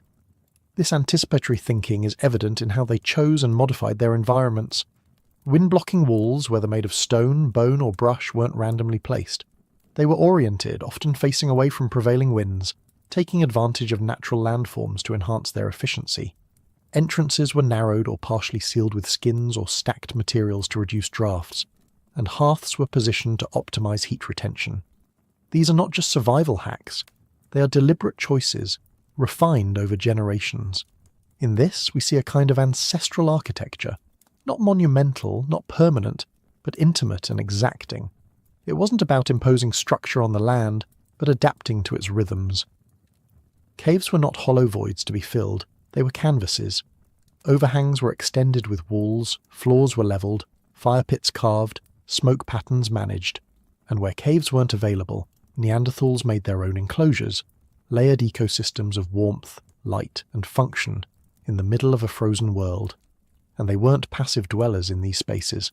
Their shelters were animated by life, food prepared and shared, stories perhaps murmured in the flicker of flame, children playing in the circle of warmth. The very bones of their prey became walls. The hides of animals they tracked for days became doors and blankets. In their shelters, life and death cohabited, raw materials transformed by need, memory stitched into every surface. And yet, these structures never outlived the people who built them. They decayed, they blew away. They collapsed beneath snow or were reclaimed by the earth. All that remains now are post holes in soil, a scatter of burned bone, a subtle discoloration in the cave floor. But these fragments whisper of lives once lived in intimate proximity to nature and to one another. They remind us that shelter isn't about walls. It's about intention, about the will to persist. There is a quiet philosophy embedded in this way of living. It tells us that permanence was never the goal, only continuity, that staying alive required not domination, but observation, a sensitivity to change, a willingness to leave and return, a relationship to the land not as property but as partner. And in this way, each shelter, brief though it may have been, it became a promise, not just of safety, but of return, of belonging again and again, to the same rhythms of wind and fire, of stone and skin. It is here in this ancient balance that we glimpse a kind of wisdom, because the Neanderthals' shelters, fragile as they weren't only acts of engineering, they were acts of care. Each one was an answer to a question asked by the wind: will you endure? And each time the answer was yes. Yes, we will stop here. Yes, we will hold the cold at bay. Yes, we will make a space for life to unfold, even if just for a season. This was more than survival. It was belonging made physical. It was a form of reciprocity with the land. By learning where to build, how to build, and when to leave, the Neanderthals didn't just inhabit the Ice Age, they participated in it. Their shelters mark them not as conquerors, but as collaborators with a vast, changeable environment. They left no monuments behind, but their traces are still visible to us precisely because they built in rhythm with the world rather than against it. In caves where hearths once burned for decades, archaeologists find soot layers stacked like pages of a book. Each layer records a chapter of life, a winter spent here, a summer hunt there, a burial in the corner of a chamber that had become sacred through use. These are not random smudges of ash. They are time itself sedimented into walls and floors, telling us how long people returned to these same places, how deeply these places were woven into their identity. And so the caves were more than emergency shelters. They were homes. They were repositories of memory, spaces where generations might live and die under the same dark ceiling, teaching their children where to find warmth and how to make it. The seasonal dwellings built outside on open plains or riverbanks were extensions of this practice, temporary hearts of community beating in rhythm with the migration of herds and the turning of seasons. To imagine a Neanderthal shelter is to imagine more than poles and hides. It is to imagine a grandmother tightening seams against the wind, a child waking to the scent of smoke, a father returning from a hunt and ducking through the entrance to a space transformed by human hands into something gentler than the world outside. Inside, firelight flickers across faces, illuminating not just survival, but kinship, not just warmth, but presence. And when the group moved on, the shelter fell back into the land, but the knowledge, the choice of site, the stitching of hide, the memory of wind direction travelled with them. In this way, their homes were never lost. They were carried forward, alive in the minds and hands of those who built the next one. This is the quiet legacy of Neanderthal shelter. Not permanence, but persistence. Not architecture, but intimacy. Not walls that stand for millennia, but gestures that endure in us. The impulse to gather, to build, to shield each other from the elements. Even now, in our cities of stone and glass, we echo that ancient act. We still build against the wind, and in doing so, we still say, here, for now. We belong. They weren't chased. They weren't cornered. They weren't wiped away by some single cataclysm or contagion. If there was a fall, it was slower than myth allows, quieter than extinction implies. But there was a change, vast and irreversible, and it began when strangers appeared, visitors from the south, another kind of human, crossing thresholds of desert and sea. And for the first time in 100,000 winters, Neanderthals were no longer alone. Homo sapiens, anatomically modern humans, entered Europe not with fanfare or war drums, but like wind through pine trees. They had already wandered the Middle East, dipped their hands in the coasts of Arabia, watched the sun rise over African highlands. They came from heat into cold, from savannah into snow, from familiarity into the unknown. What must it have felt like to step into the breathing mouth of a glacial forest and know there were others, not beasts, not gods, but people, already living here? This was not first contact in the way modern imaginations crave. There were no formal greetings, no summit of tribes. What happened instead was smaller, stranger, more human. Tracks in the mud, smoke curling from a distant ridge, a broken tool in a riverbed that did not match the hands that held it. What happens to the self when it encounters its mirror? By the time Homo sapiens reached Europe, Neanderthals had already spent 300,000 years becoming of the land. thick-boned, cold-forged, quiet masters of the Pleistocene. But the newcomers were different, more graceful, more numerous, carrying objects not easily explained, beads, ochre, blades more delicate than what had come before.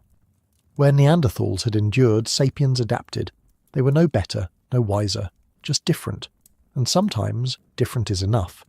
The genetic record is not a scroll, but a palimpsest. It shows that these two humans did not only meet, they touched. And from that contact came entanglement. In caves across Europe, Vindija in Croatia, Peștera cu Oase in Romania, and Grotta du Rhin in France, we find ancient remains that do not fit cleanly into categories. Bones shaped like Neanderthals, but with traits unfamiliar. Teeth from one, DNA from both. What do you call a person who comes from two worlds? It would be easier, perhaps, if the record were clearer, but clarity is a luxury of the present, and the past resists simplicity. Instead, we have fragments, a child's jaw, a woman's thumb, genetic markers that whisper of shared ancestry. Roughly 2% of your own DNA, if you are of non-African descent, still belongs to them. The Neanderthals are not gone. They are hidden inside us, not ghosts, but inheritance. How do you mourn someone who became your ancestor? The Ice Age was a theatre of thresholds, between firelight and dark, between survival and memory, between self and other. And when Homo sapiens crossed into that ancient domain, it was not a conquest, it was a question. Two humans, both shaped by ice and hunger and hope, now stood face to face. What would they see? What would they share? In the soil of southwestern France, in a limestone shelter called Grotta du Rhin, archaeologists unearthed ornaments, pendants made of animal teeth, bone awls, ochre-stained tools.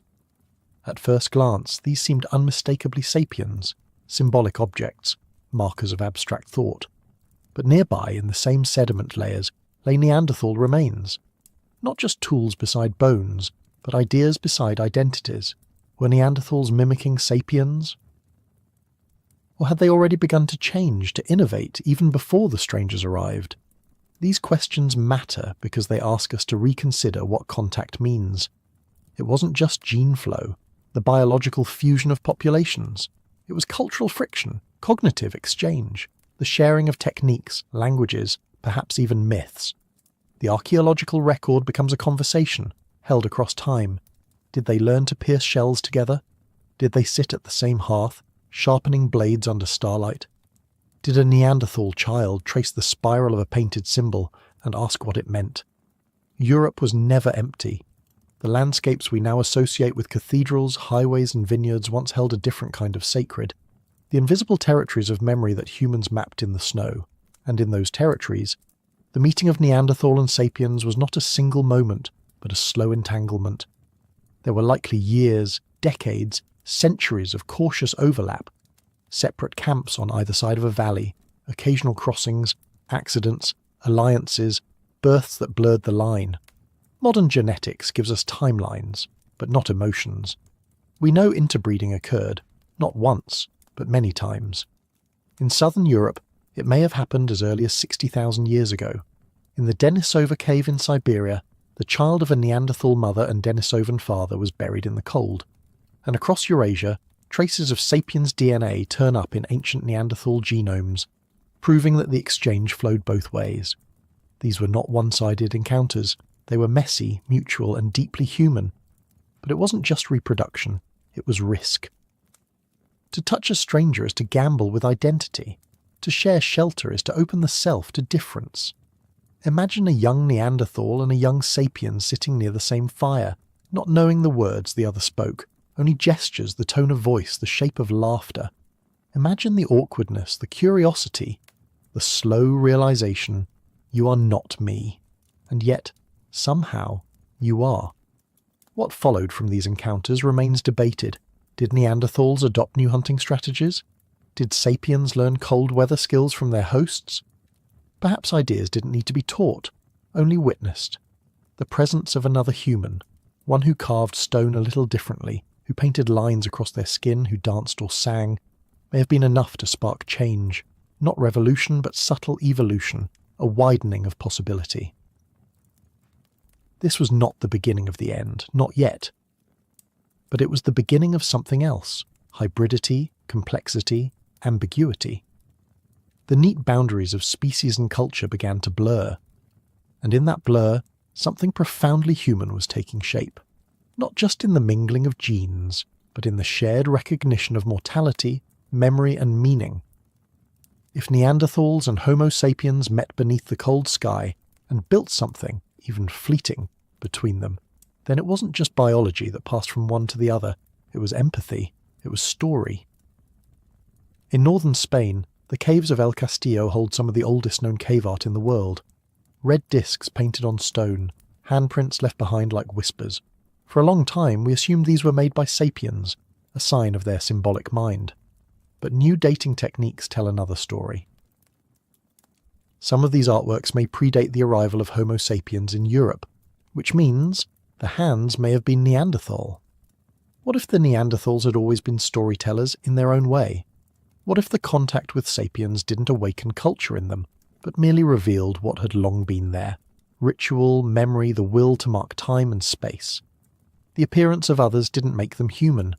It may have shown us that they already were. Even in our own DNA, the echoes of this encounter persist. The gene known as EPAS1, which helps modern Tibetans survive at high altitudes, likely came from Denisovans. Some Neanderthal variants influence our immune responses, our skin tone, even our sleep cycles. Others increase risk for depression or nicotine addiction. We don't carry their memories, but we carry their influences, ghostly instructions riding inside our cells. To say they're gone is not entirely true. They live on, but differently than we expected. Not in stories passed down through language, but in mitochondria and muscle. Not in monuments, but in molecular shadows. Our bodies are part fossil, part future. And the past too is complicated by this inheritance. For centuries, we cast Neanderthals as brutish, slow, doomed to extinction the moment something brighter appeared. But that idea says more about us than about them. It reveals our need for a single victor, for a linear path. But history doesn't care for neatness. Evolution isn't a contest, and survival isn't always a reward for being smarter or stronger. Sometimes it's just the result of wind, chance, and where the herds chose to roam. Still, one question lingers like a footprint half filled with snow. When they met us, did they know what was coming? Could a Neanderthal sense, in the eyes of a sapiens, the shape of things to come, the shifting balance, the slow erasure? Or maybe they didn't feel threatened. Maybe they felt seen. Maybe they saw the sapiens not as invaders, but as relatives. Distant cousins returning from a long journey, kin who spoke a slightly different dialect of existence. After all, both had walked through the same ice. Both had looked into fire and dreamed. Both had buried their dead, cared for the injured, and whispered songs into darkness. In the quiet before the change, perhaps there was a moment of shared stillness. Two kinds of human, side by side, listening to the wind. In that wind was the future, not yet spoken, but already on the way. Because after contact came consequence. Slowly, imperceptibly at first, the balance began to shift. Homo sapiens were not better suited to survival in any singular way, but their numbers grew faster. Their networks stretched wider. Their culture, expressed through shared symbols, ornaments, and long-distance trade, expanded like mycelium through the forest floor, quietly weaving a web of resilience. Neanderthals, by contrast, remained localized. Family bands, small and tight-knit, loyal to known valleys and ancient trails. They had survived hundreds of thousands of years by knowing the land, not by conquering it. But now, the land was changing. Not just the landscape, though climate oscillations continued to shift forests into tundra and rivers into dust, but the human landscape too. Where once they were alone, now they were part of a crowd. Some genetic models suggest Neanderthal populations were already declining before the arrival of sapiens. Bottlenecks, isolation, low diversity, a species under stress. Contact with Homo sapiens didn't create those problems, but it complicated them. Hybrid children, uncertain alliances, overlapping hunting grounds. In the long arithmetic of survival, even small pressures can compound. And yet, extinction is the wrong word. What happened to the Neanderthals was not a dramatic vanishing, but a slow fading. In site after site, from the Iberian Peninsula to the Caucasus Mountains, we see the Neanderthals retreat, not with violence, not with fire, but with absence. Layers of ash no longer appear, tool types change, DNA signatures vanish, but not entirely. In Gibraltar, at Gorham's Cave, evidence suggests Neanderthals survived long after they disappeared from the rest of Europe, maybe even into the time of pyramids and early agriculture, clinging to a final coastline, watching the sun sink into the sea. What does it mean to endure, but not forever? And what does it mean that they live on in us, not just in blood, but in breath, in the shape of our rib cages, in how we sleep, in the way our brains process anxiety? Some of your immune system's strengths and vulnerabilities may come from them. They're part of the architecture of what we now call modern humanity. But more than that, they remind us that modern is not a virtue. It is not a badge of superiority. It is a condition of timing. If the Ice Age had never thawed, if the mammoths had remained, if the forest paths had led slightly differently, we might be the vanished ones, and they the ones telling stories by screenlight. Instead, we carry them as memory without memory, unconscious passengers in our genome, reflections in bone. We name them other, but the border is thinner than we admit. We met them, we touched them, and in some quiet way, we became them.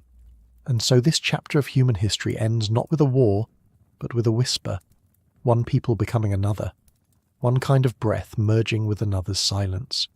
It is easy, perhaps too easy, to imagine the Neanderthals' end as tragic, a quiet tragedy of replacement, displacement, and erasure. And in some ways, it was. They disappeared, not because they were weak or inferior, but because the world around them shifted, and they could not shift fast enough. Climate, contact, and complexity, each exerted pressure, each demanded adaptation.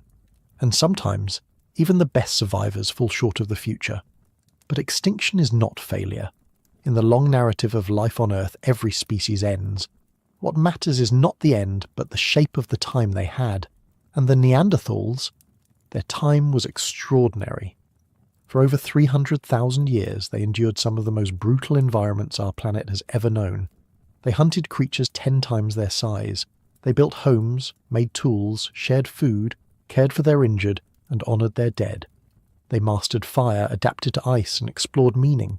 And when others appeared, strange faces, strange voices, they did not fight blindly. They met them.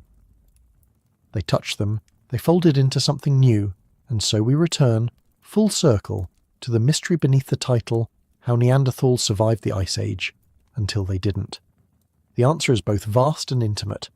They survived because they were brilliantly adapted, because they were social, inventive, and enduring, because they understood cold and dark, and how to hold on to life when breath turned to frost. And they didn't survive, because even brilliance has limits, because history is not a meritocracy, because the future is never guaranteed, not for mammoths, not for Neanderthals, not even for us. But perhaps survival isn't the only measure. Perhaps memory is its own kind of persistence, and in that sense they are still here. In our DNA, yes, the molecular remnants of ancient unions, but also in our imagination. In the shadows of caves, in the curve of a handprint, in the ways we still wonder who we are and where we came from. The strangers who appeared never truly left, because the strangers were us, and we are them, bound not just by blood, but by the shared silence of deep time. So if you ever find yourself standing on a cold hillside, the wind pulling at your coat, try to picture the ones who came before, not as fossils but as people, not as lost but as present, in your bones, your breath, your story. And remember, long before we named ourselves modern, we met others who were already human, and from that meeting came not only the future, but the memory of the past. The next time you exhale into winter air and see your breath vanish into the sky, know that it carries 1,000 generations before you, Neanderthal, sapiens, and everything in between, all of it drifting, briefly visible before disappearing into the cold. 2 kinds of human beings stared into the same fire and saw themselves reflected in its flickering light. For a fleeting moment in the long dusk of prehistory, the Earth was home not to one intelligent species, but to 2. Neanderthals forged in ice and silence, and Homo sapiens, shaped by sun and movement, now occupied the same breath of time. This was not merely a crossing of paths, it was a convergence of minds. And it posed a question that still lingers in our museums, in our bones and in our dreams. When these two kinds of human met, who changed whom? It begins with a mystery. In southern France and northern Spain, archaeologists have unearthed artifacts so delicate, so intentionally adorned. They seem to belong not to Neanderthals but to the so-called moderns. Necklaces strung with animal teeth, eagle talons shaped into pendants, pigment-stained shells arranged with care, evidence not of survival but of beauty. And yet these objects, associated with what is called the Châtelperronian culture, emerge from layers of sediment that date not to the reign of Homo sapiens, but to a time when Neanderthals still walked alone. Could it be that the Neanderthals made them? Could it be that the Neanderthals, long dismissed as brutes, had a symbolic life, one with meaning, memory and art? If so, then the border between us and them begins to dissolve. The Châtelperronian culture is like a half-whispered song, heard at the edge of a frozen forest. It appears abruptly around 45,000 years ago, existing for only a blink in archaeological time. But in that blink it leaves behind clues that challenge everything we thought we knew about the Neanderthal mind. Their tools, once thought to be crude and unchanging, suddenly bear refinement. Blade-like forms, curved bone awls, ivory ornaments. Were these objects copied from sapiens? Were they trade goods, absorbed without understanding? Or were they the flowering of something already stirring beneath the surface, a native creativity long hidden beneath layers of assumption? What does it mean to adorn the body in a world of snow and shadow? What does it mean to choose colour when survival demands only warmth? Red ochre, black manganese, yellow clays. These were not the marks of utility. They were marks of identity, of ceremony, of presence. Some Neanderthal sites show repeated pigment use near burial grounds. Some hint at feather collection, not for bedding but for display. Others reveal incised bones, marked with patterns that seem too deliberate to be mere butchery. If meaning lives in the margins, then the margins of Neanderthal life were alive with meaning. We must ask, did they see themselves as we see ourselves? Did they mark the body because they grasped the concept of selfhood? The idea that a being can be both physical and symbolic, both flesh and story? Or did they learn this from us? Or we from them? Perhaps it was not a mirror that stood between the two species. Perhaps it was a window, and each side was peering in. Through that window we glimpse a world where culture flows in two directions at once. Archaeologists no longer speak with certainty about who invented what. Instead, they describe contact zones, places where Neanderthals and Homo sapiens overlapped, leaving behind blended toolkits, shared pigments, and hybrid traditions. The Châtelperronian sites are just one example of this blurring. Their tools echo the sophistication of Upper Paleolithic sapiens, yet their makers appear, unmistakably, to be Neanderthals. What does this mean for our story of human uniqueness? For generations we placed ourselves at the pinnacle of a cognitive hierarchy, inventors of art, symbol, and abstraction. The Neanderthals were supposed to be strong but unimaginative, capable hunters but not storytellers. Yet at these contact zones, the evidence refuses to cooperate. Strings of pierced shells, talons carved and polished, pigments carefully prepared. These are not the gestures of a mind trapped in instinct. These are choices, deliberate and sustained. These are signs of a mind aware of itself. Some scholars argue that these objects prove Neanderthals borrowed from sapiens. Others counter that they were already capable of symbolic thought, and that contact merely accelerated a process already underway. Perhaps the truth lies between a kind of cultural symbiosis in which the presence of another intelligent species spurred each to new forms of expression. Just as a songbird may change its call when a rival appears nearby, perhaps the Neanderthal imagination sharpened in the echo of another voice. Even the pigments tell a story of intention. Red ochre, found at Neanderthal sites, was sometimes heated to alter its hue, a process requiring foresight and experimentation. Manganese dioxide blocks, long thought to be used as colouring agents, now show signs they may have been ground to make fire-starting powders. This is not rote behaviour, it is innovation. It is a willingness to experiment with material, to repurpose it, to see beyond the obvious. And then there are the feathers. At sites across Iberia, Neanderthal bones are found alongside bird remains, with wings deliberately cut to extract feathers. Not for bedding, not for insulation, but for adornment. To wear a feather is to transform the body, to signal something unseen: rank, kinship, ritual, beauty. These gestures speak a language we cannot translate, but we can feel its rhythm. We can sense its depth. In the flickering light of these finds, the old picture of Neanderthals as silent, unadorned, and unthinking fades. What replaces it is stranger and more beautiful, another kind of human, reflecting us back to ourselves, showing us that intelligence does not arrive in a single shape, but in many. And in that realization, a question forms like frost on glass. If they could imagine, if they could symbolize, if they could adorn, then what truly separated them from us? Maybe nothing, maybe everything, or maybe just time. For centuries we drew that line between the imaginative and the instinctual, the symbolic and the brute, and placed ourselves firmly on one side of it. But with each new Neanderthal find, the line moves, it dissolves, it loops back. What if that boundary was never so firm to begin with? What if we've been asking the wrong question all along? Instead of were they like us? We might ask, why did we assume they weren't? The idea of symbolic thinking has long been the final gatekeeper of what we call modern behaviour. It is the realm of metaphor, of abstraction, of imagining something that does not physically exist, a god, a memory, a future. The presence of ornaments and pigments in Neanderthal sites suggests not only an appreciation for aesthetics, but something deeper, the ability to assign meaning. A bead is not food. A red handprint on a cave wall is not shelter. And yet these things matter. They are gestures that declare, I was here. They are echoes of self, and that is what makes them dangerous to our assumptions. Because if Neanderthals could think symbolically, then the history of consciousness is not ours alone. It is shared, it is older, it is wider. Recent discoveries have only deepened this mystery. In caves like La Pasiega and Maltravieso in Spain, red-painted shapes, ladders, dots, stenciled handprints have been dated to over 64,000 years ago. This is at least 20,000 years before Homo sapiens arrived in Europe. If the dating holds, it means these paintings were not made by us. They were Neanderthal creations, and they were not utilitarian. They were symbolic. They were art.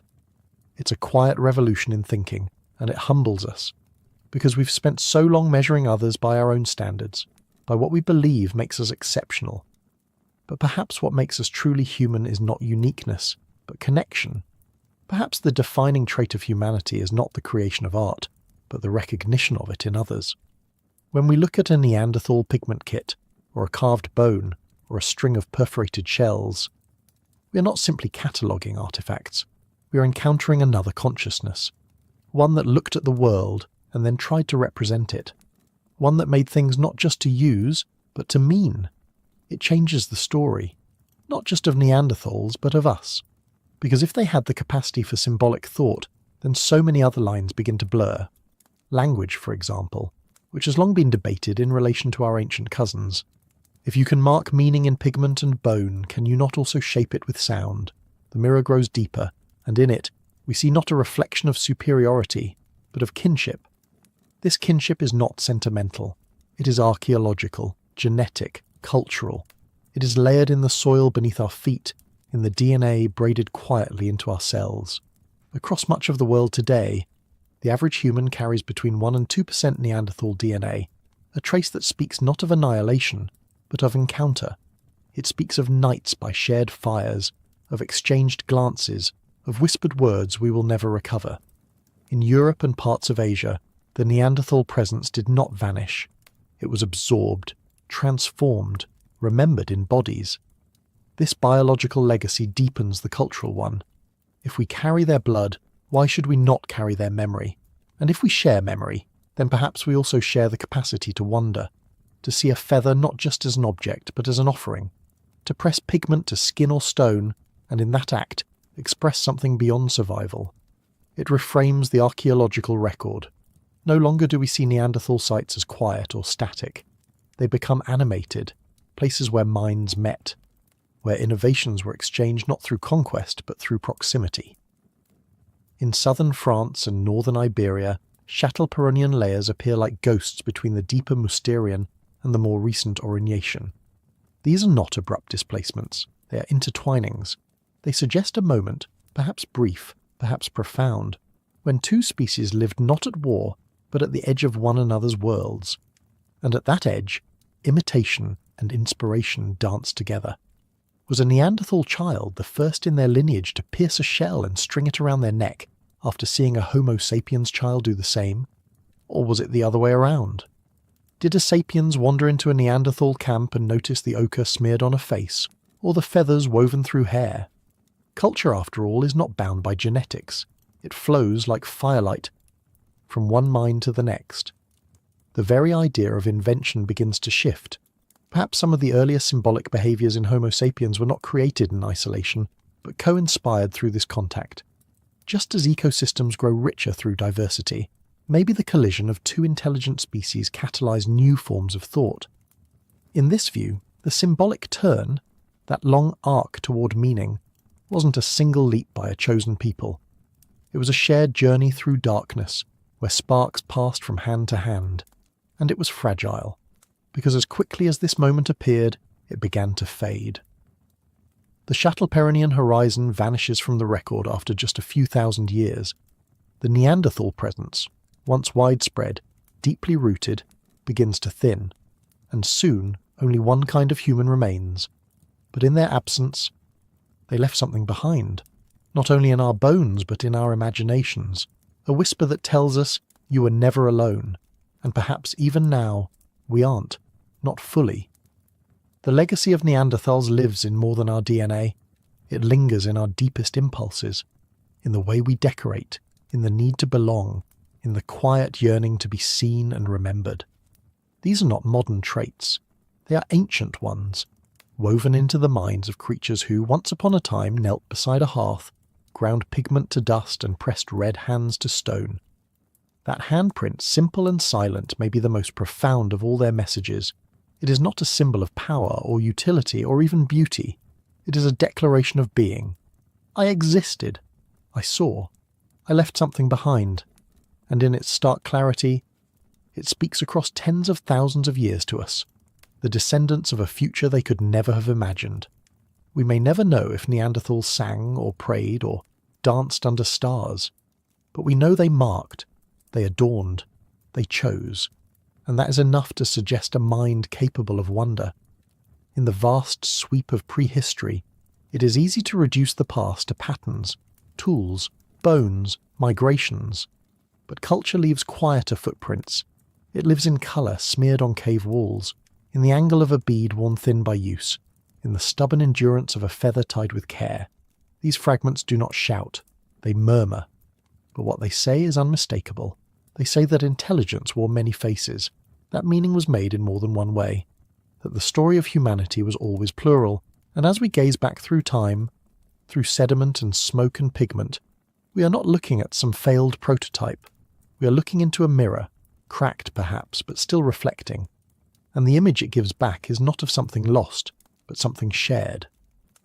For a time, we walked beside them, not just in forests and valleys, but in thought, in craft, in imagination. And now, in remembering them, we do more than honour the past. We inherit its questions. Because the story of symbolic thought, of culture, art, language, it does not begin with us. It begins in the spaces between species, in the flicker of contact, in the silent exchange of ideas. And in that exchange, we are changed. The mirror in the dark remains, not to show us our dominance, but to remind us of our kin. The ones who lived, who imagined, and who left behind traces that still, even now, ignite wonder.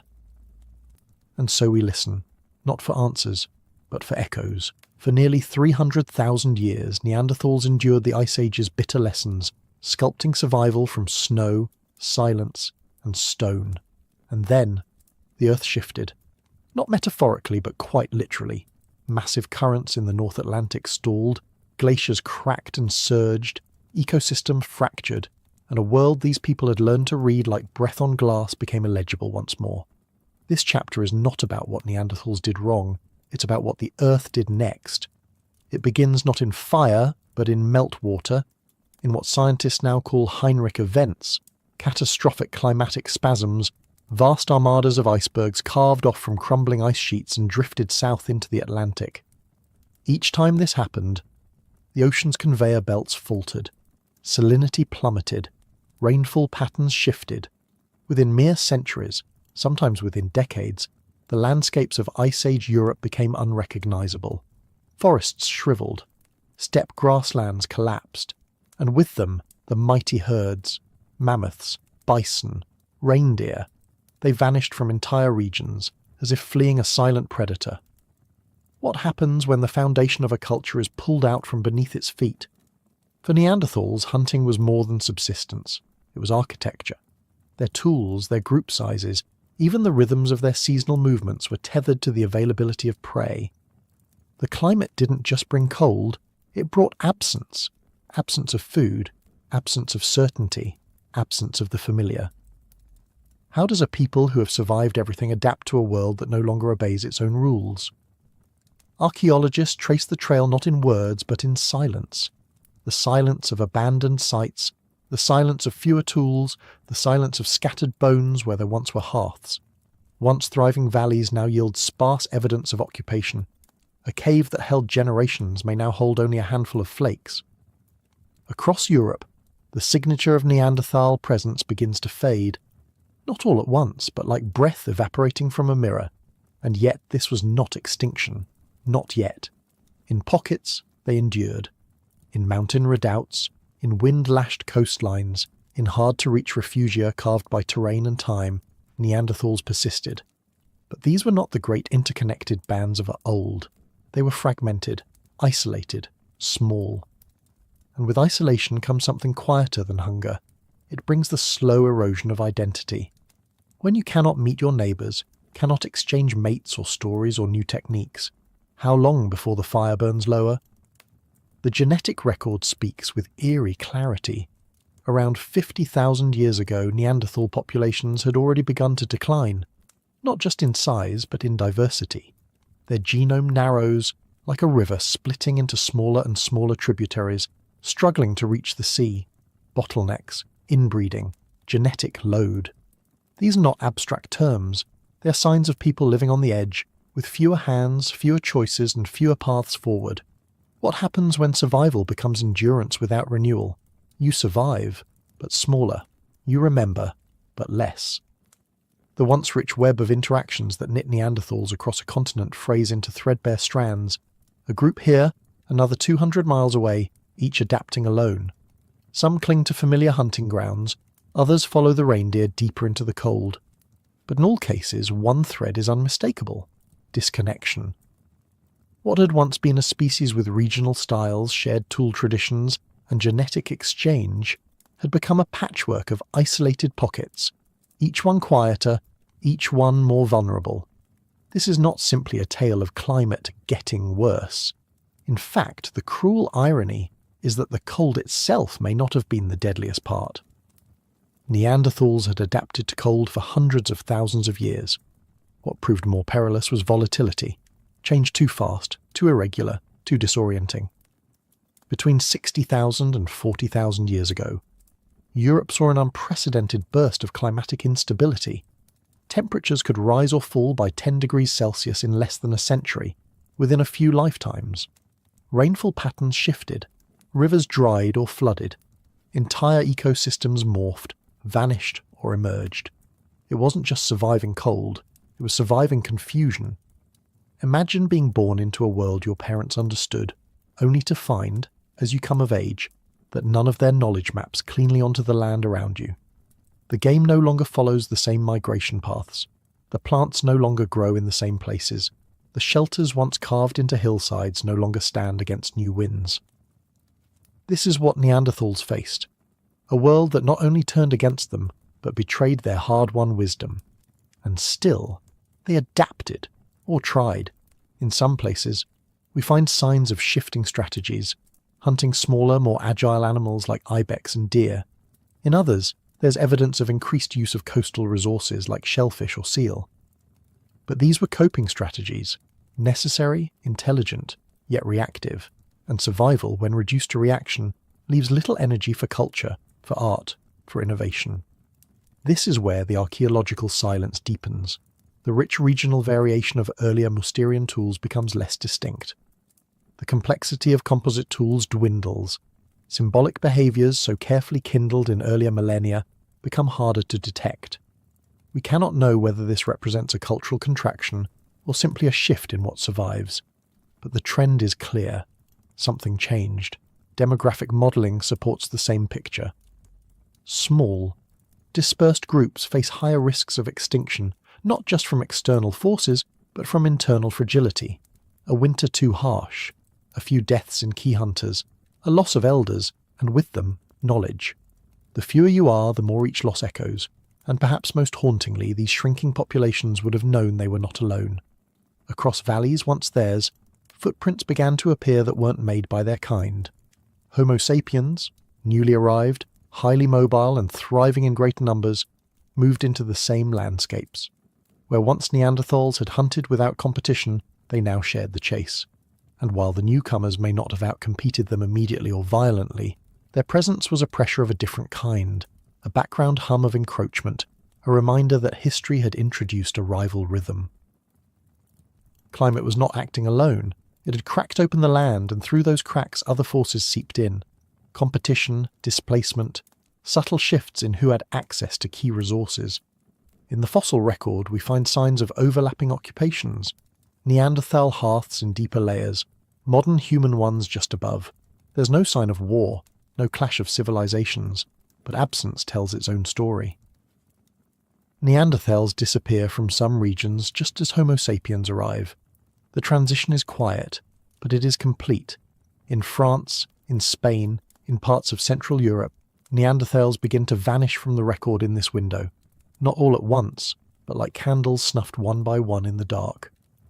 We don't find signs of mass death. We find signs of absence, emptied landscapes, fewer tools, bones scattered alone instead of in groups. This was not extinction by catastrophe. It was attrition, collapse not as an event, but as a slow yielding. And that might be the most difficult thing to grasp from the outside. The way deep time doesn't always dramatize its losses. The Earth didn't punish Neanderthals, it simply turned, and they were caught in its wake. Meanwhile, Homo sapiens, more numerous, more connected, and arguably more flexible in adapting their social structures, filled in the spaces left behind. In places where Neanderthals might have once traded mates across long distances, modern humans now moved freely. Where one culture faded, another expanded, bringing new materials, new tools, new styles of expression. And in their genome, even now, traces of Neanderthals whisper from within, evidence that not all encounters were hostile, some were intimate. But the blood that carried Neanderthal legacy forward did so in a different body. By the time the cold relented and forests began to return to parts of Europe, Neanderthals were already gone from most of the continent. Not vanished in fire or war, but worn down by the weight of climate and time and solitude. The harshest blow was not the ice, it was the isolation. Because survival isn't just about staying alive, it's about connection, memory, continuity. And in that, Neanderthals faced their most insidious foe, fragmentation. Even now, in the silence of prehistoric bones, we can read the consequences. Genetic data tells us that by 50,000 years ago, well before the final disappearance, Neanderthal populations were already small and highly inbred.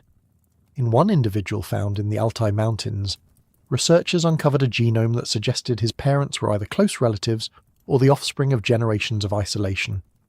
The warning is clear. This wasn't a thriving network of resilient groups. It was a dwindling chorus, voices fading one by one, and yet there's a kind of dignity in the record. These weren't people who gave up. In fragmented bands, they continued to hunt, build shelters, make fire, and even care for their sick. At Shanidar in Iraq, one Neanderthal with severe disabilities was not only kept alive, he was looked after, fed, and protected for years. That happened long before their end, but it reminds us who they were.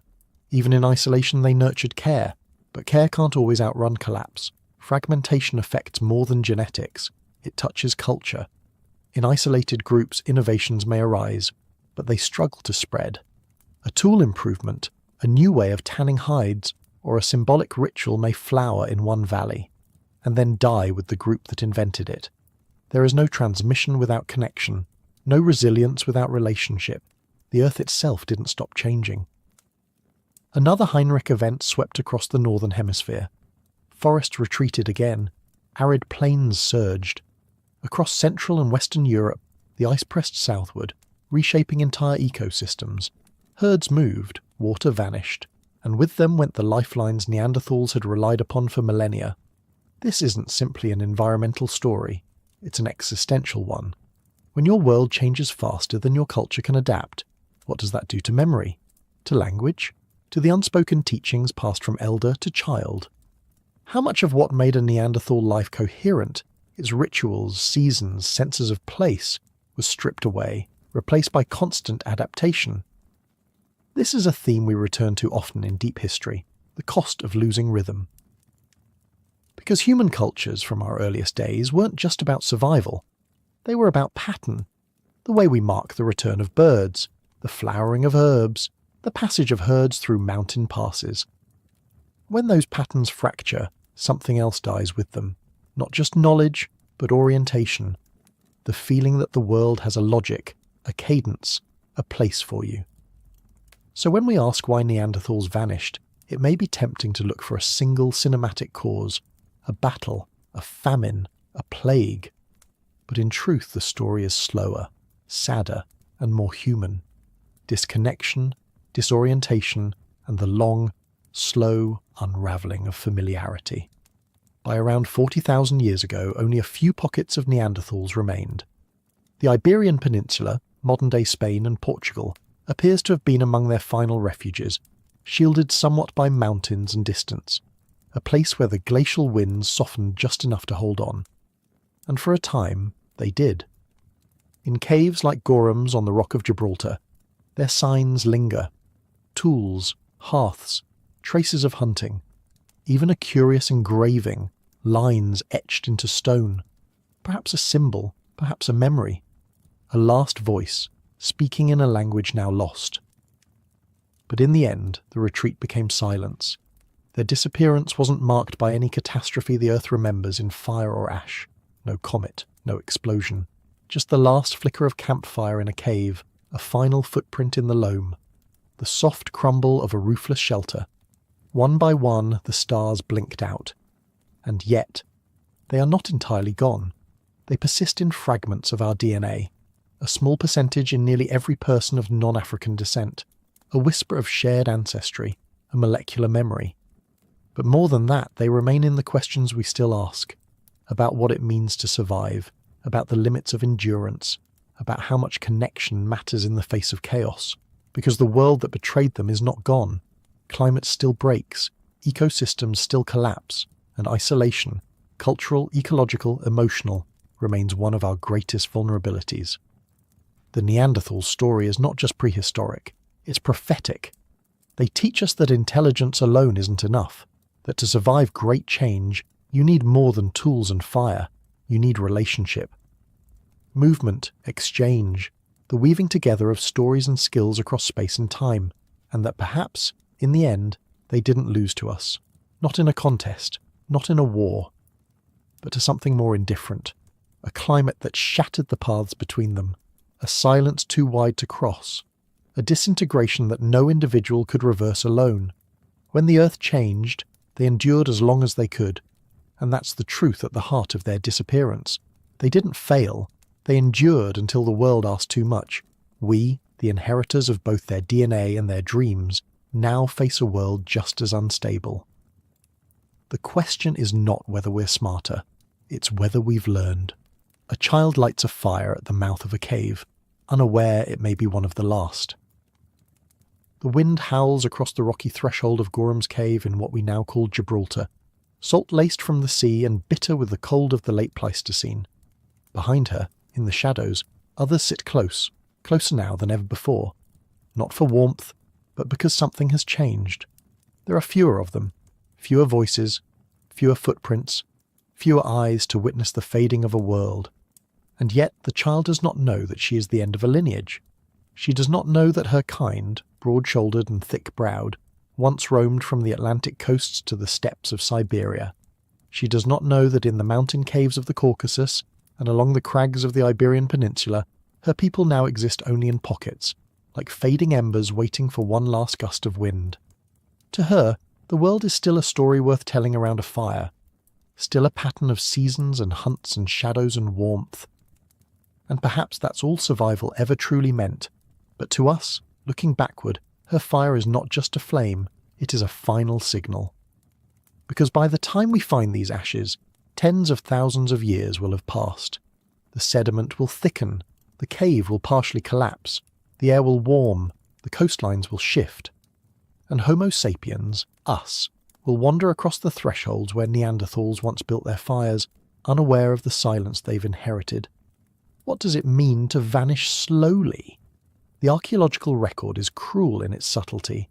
There is no singular extinction event, no thunderous collapse, no mass grave or frozen battlefield. Only the gradual thinning of clues, fewer stone tools, fewer hearths, fewer worked bones. Like the trailing footprints of someone walking backward into fog, Neanderthals disappear not with drama, but with erosion. And that may be the most tragic ending of all, the one no one recognises in real time. In sites like El Salt in Spain, layers of occupation grow sparse before vanishing altogether. In the Caucasus, once rich campsites go quiet, and in the caves of Gibraltar, some of the last holdouts known to science, signs of occupation flicker into the deep past. Mousterian tools left scattered like forgotten prayers, charcoal from long-dead flames, a presence that once was, and then was not. Did they know? Did they feel the spaces growing emptier, the hunts yielding less meat, the children born with fewer cousins? Did elders speak of times when the world was fuller? Or did it all feel normal, gradual, explainable, until it didn't? Because extinction is not always a cliff. Sometimes it is a slope, barely noticed until the ground is gone. And as that slope steepened, something else began to erode. Not just numbers, but complexity. In these final refuges, we start to see signs of strain not only in bones and tools, but in the fabric of Neanderthal culture itself. The rhythms that once carried them through centuries, the crafting of flint blades, the shaping of shelters, the care of kin, begin to falter. The artifacts speak less clearly. Tools lose their refinement. Variety narrows.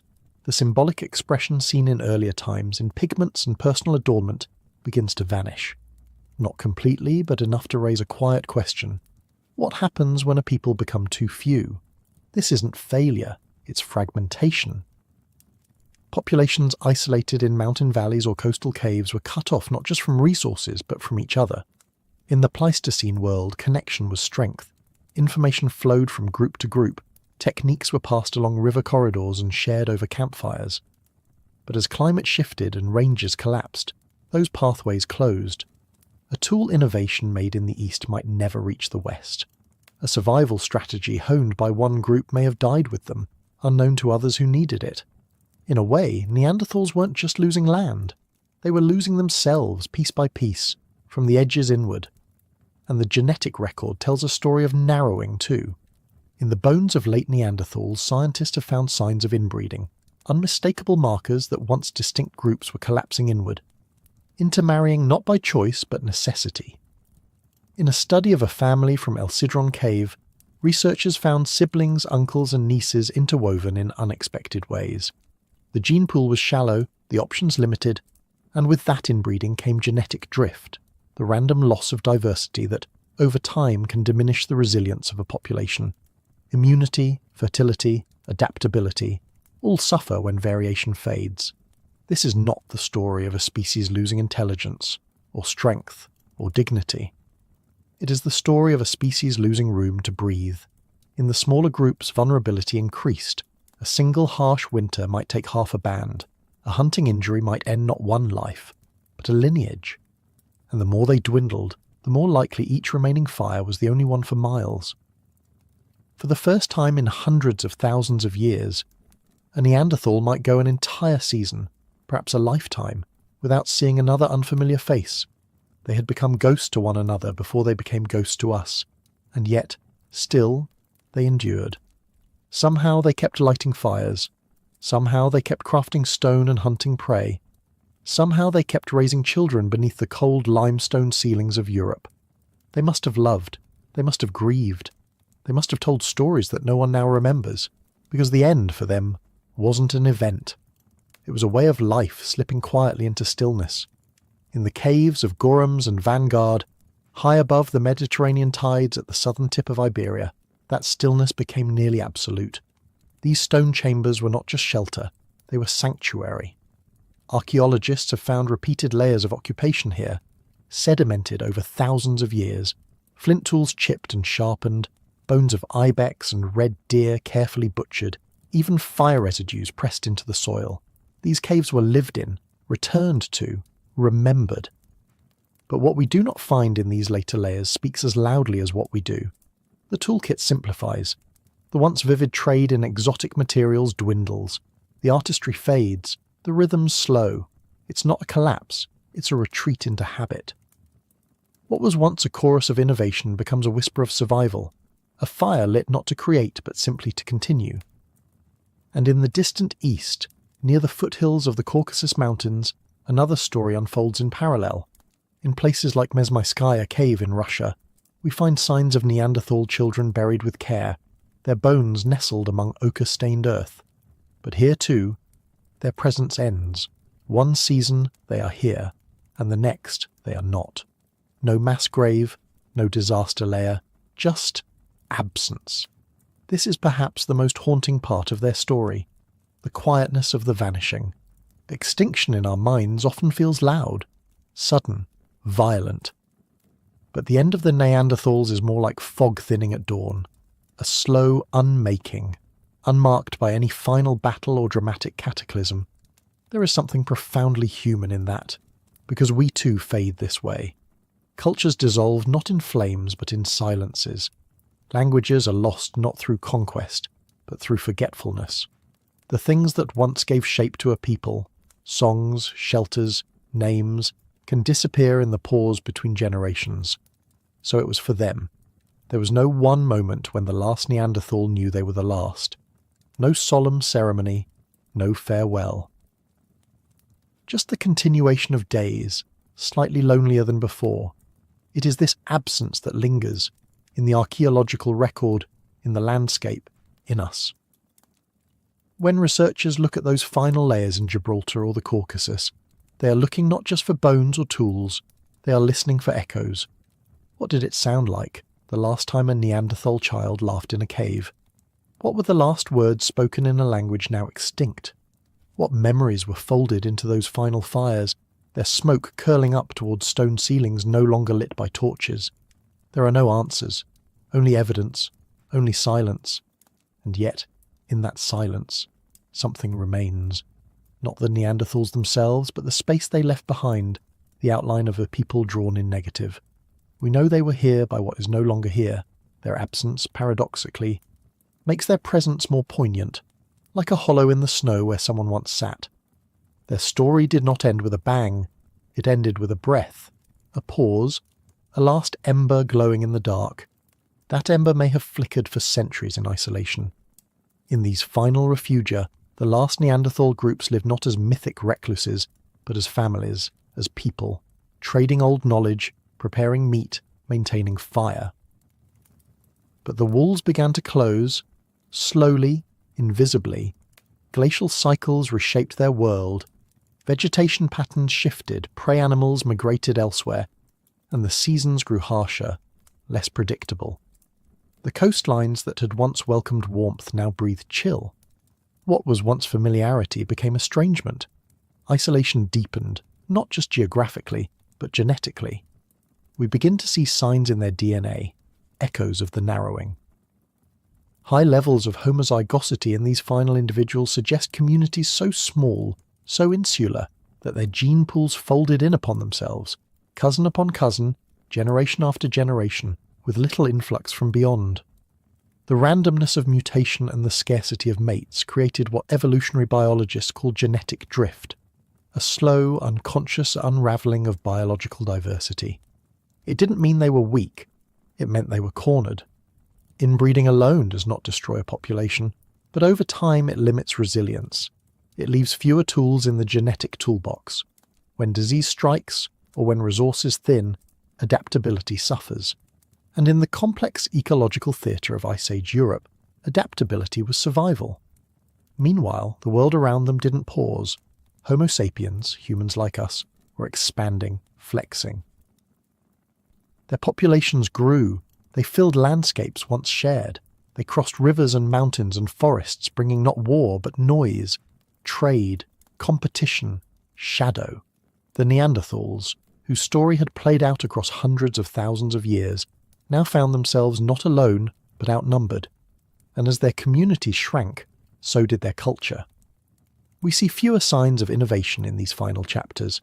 The complex flake tools of earlier Mousterian industries give way to cruder implements. Ornamentation disappears, artistic expressions, the pigments, the notched bones, fade from view. There are fewer children buried with care, fewer hearths, fewer signs of choice. This is not collapse. It is withering. Culture, after all, is breath shared between people. It needs company. Memory needs others to hear it. And when communities become too small, culture becomes harder to carry. Not because people forget, but because there is no one left to remember. Imagine a group of 15 individuals living year after year, travelling the same well-worn paths along cliffside and stream. The old ones teach the young, but when the old die, the story narrows. A single death takes with it a library. And slowly, over years, knowledge evaporates like dew. The archaeological record does not capture this. It captures what was left behind, not what was never passed on. It is in this vanishing, this soft and aching erosion, that the final Neanderthals slipped from history's grasp. Yet even in their dwindling, they endured. They lit fires, they hunted, they lived. For tens of thousands of years after our kind arrived in Europe, they remained, not defeated, simply diminishing. And it is here, in the echo of those last lives, that the true beauty of their resilience is revealed. There is something profoundly human in the way they remained. Not by triumph, not by conquest, but by staying, by persisting, by waking up each day, gathering wood, mending tools, watching the movements of animals across the tundra, and whispering stories by the firelight, even if no one would one day write them down. They did not know they were the last. No one ever does. In Gorham's Cave, Gibraltar, the winds still howl through limestone openings shaped by time and tide. For decades, archaeologists believed these caves were empty of meaning. But then, under layers of sediment, they found hearths, charcoal remains of meals long turned to ash, footprints etched into soft clay, cut bones. Even etchings, cross-hatched marks scratched into the rock wall, a sign, a symbol, a gesture toward memory. We do not know if these were the last Neanderthals, but we know they were among them. Living on the edge of a continent, looking out at the Atlantic, they watched the suns sink beyond the sea, never knowing they would be the final chapter of their kind. In the Caucasus, in a cave called Mesmaiskaya, the skeleton of a small child was found buried with care, curled gently into the earth. The DNA told a story of hardship, a closed gene pool, a life lived in scarcity, and yet someone who loved her, dug the grave, placed her in it, touched her hair, stayed a moment in silence before walking away. This is the kind of ending prehistory gives us, not a moment of collapse but a dimming, a hush, a tapering off into stillness. Not a bang but a whisper. By 38,000 years ago their traces begin to vanish, not all at once, not everywhere, but unmistakably. Cave layers once thick with tools and fire ash go bare. Bones cease appearing, DNA stops resurfacing in sediment cores, and slowly the earth forgets the shape of their passing, but not entirely, because even now they are not gone. Their legacy lives inside us, in our genes, yes, but also in our questions, in our capacity to imagine their lives, in the warmth we feel for those who came before, and in the hush that falls when we hear that phrase, the last of them. We may not know their names, but we remember their silence. And perhaps that is how they live on, not in dominance or victory or myth, but in the reverent quiet that follows the end of a long story told well. Because to survive is one kind of triumph, but to be remembered, not as a fossil, not as a footnote but as kin, is another entirely. And maybe that is what remains, a fire that no longer burns, but whose warmth still reaches us, across ice, across stone, across the deep, dark span of time. There is something profoundly human in the way they remained, not by triumph, not by conquest, but by staying, by persisting, by waking up each day, gathering wood, mending tools, watching the movements of animals across the tundra, and whispering stories by the firelight, even if no one would one day write them down. They did not know they were the last. No one ever does. In Gorham's Cave, Gibraltar, the winds still howl through limestone openings shaped by time and tide. For decades, archaeologists believed these caves were empty of meaning. But then, under layers of sediment, they found hearths, charcoal remains of meals long turned to ash, footprints etched into soft clay, cut bones, even etchings, cross-hatched marks scratched into the rock wall. A sign? A symbol? A gesture toward memory? We do not know if these were the last Neanderthals, but we know they were among them.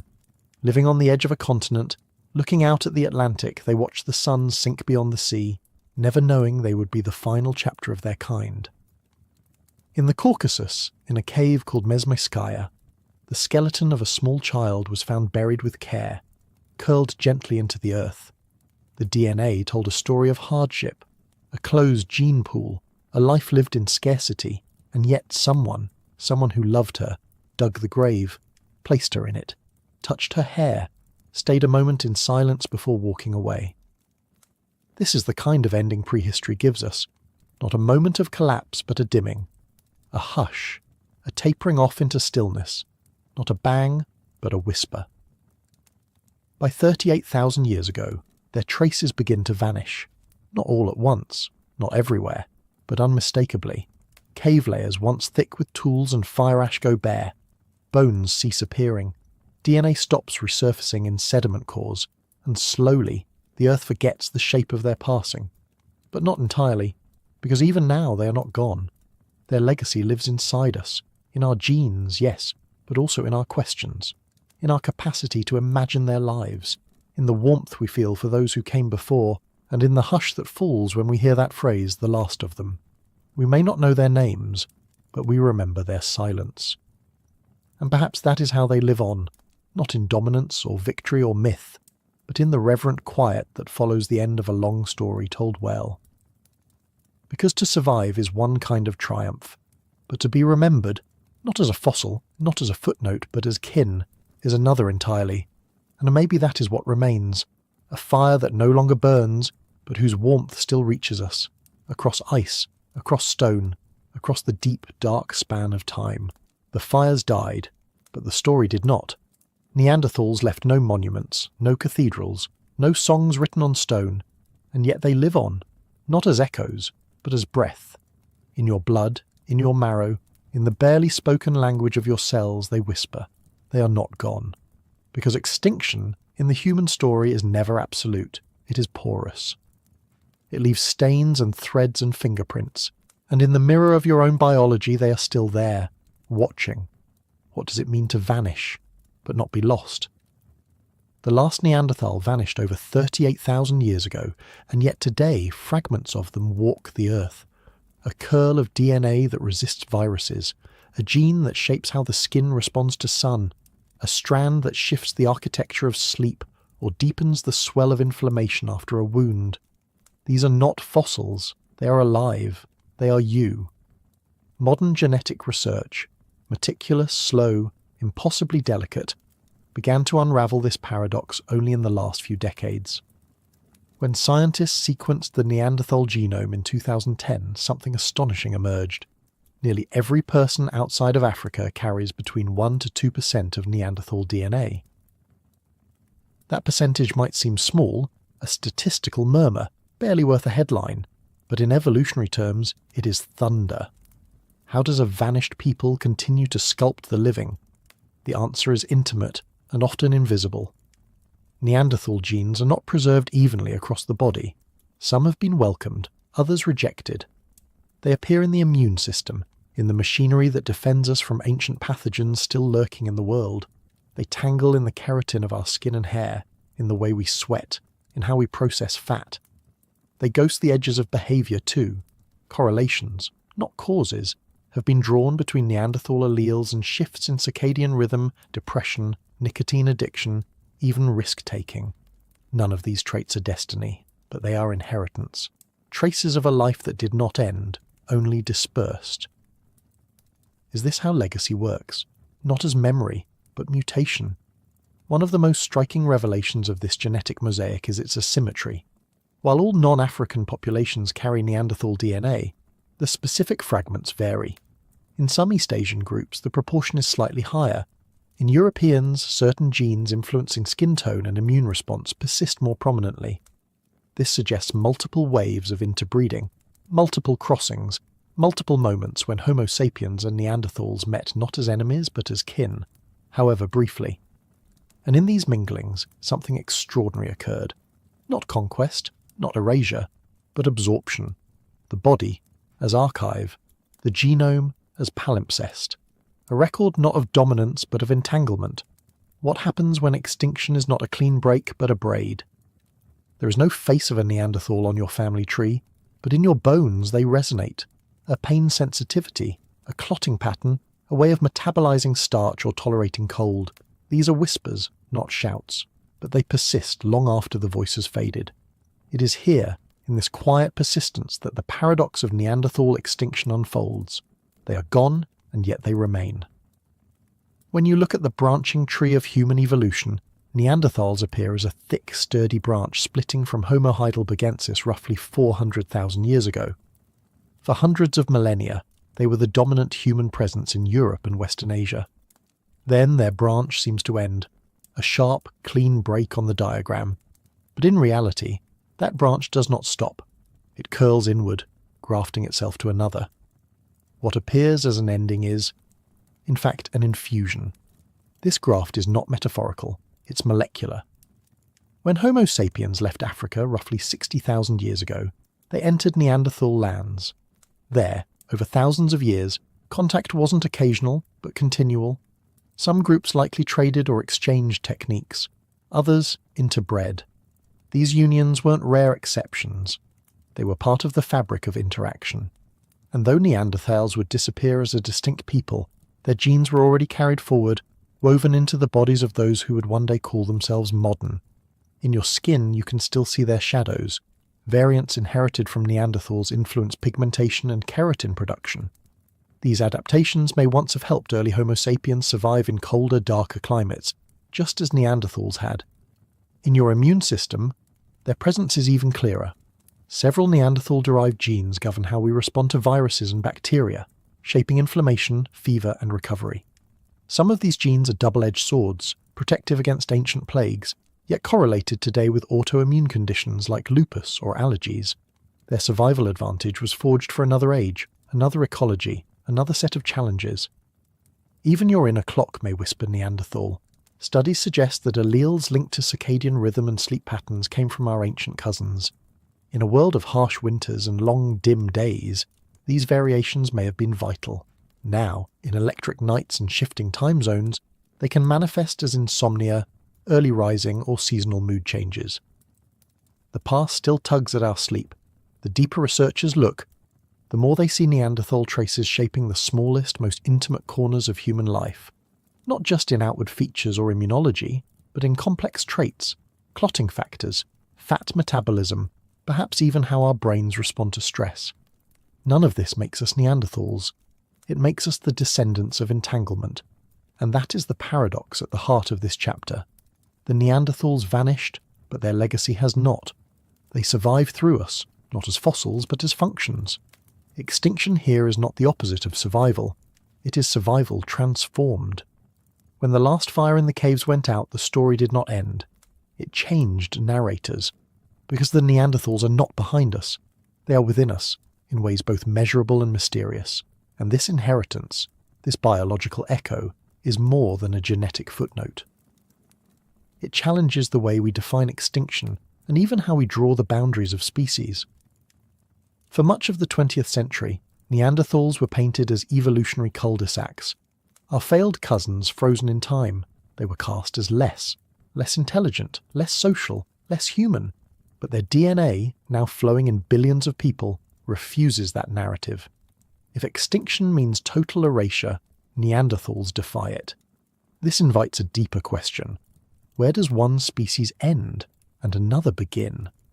In school books, we often draw clear lines. Homo sapiens here, Neanderthals there. But biology is not so tidy. Interbreeding blurs the lines. Shared behaviours, like burying the dead, using pigments or crafting tools, smudge the boundaries further. Genomics now reveals that some populations of modern humans carry up to 2% Neanderthal DNA. That may seem small, but it means the influence is global. It means that extinction, in this case, was not a vanishing, but a merging. Still, even with this merging, something was lost.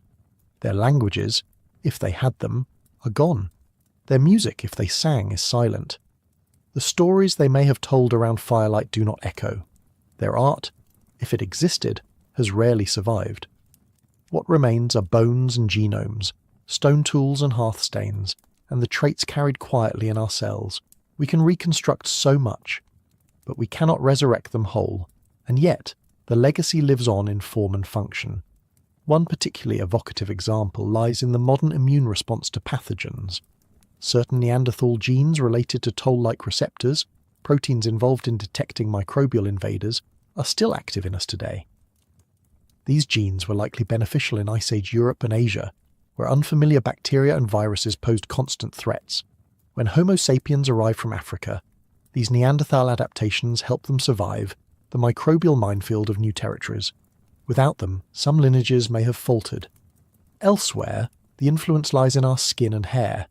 Genes involved in keratin, a protein crucial for structure, may have shaped the texture and strength of hair and the toughness of skin in colder environments. The traits we sometimes think of as ethnic or regional, thicker body hair, light or ruddy skin, a tendency towards sun sensitivity or cold resilience, can be in part Neanderthal in origin.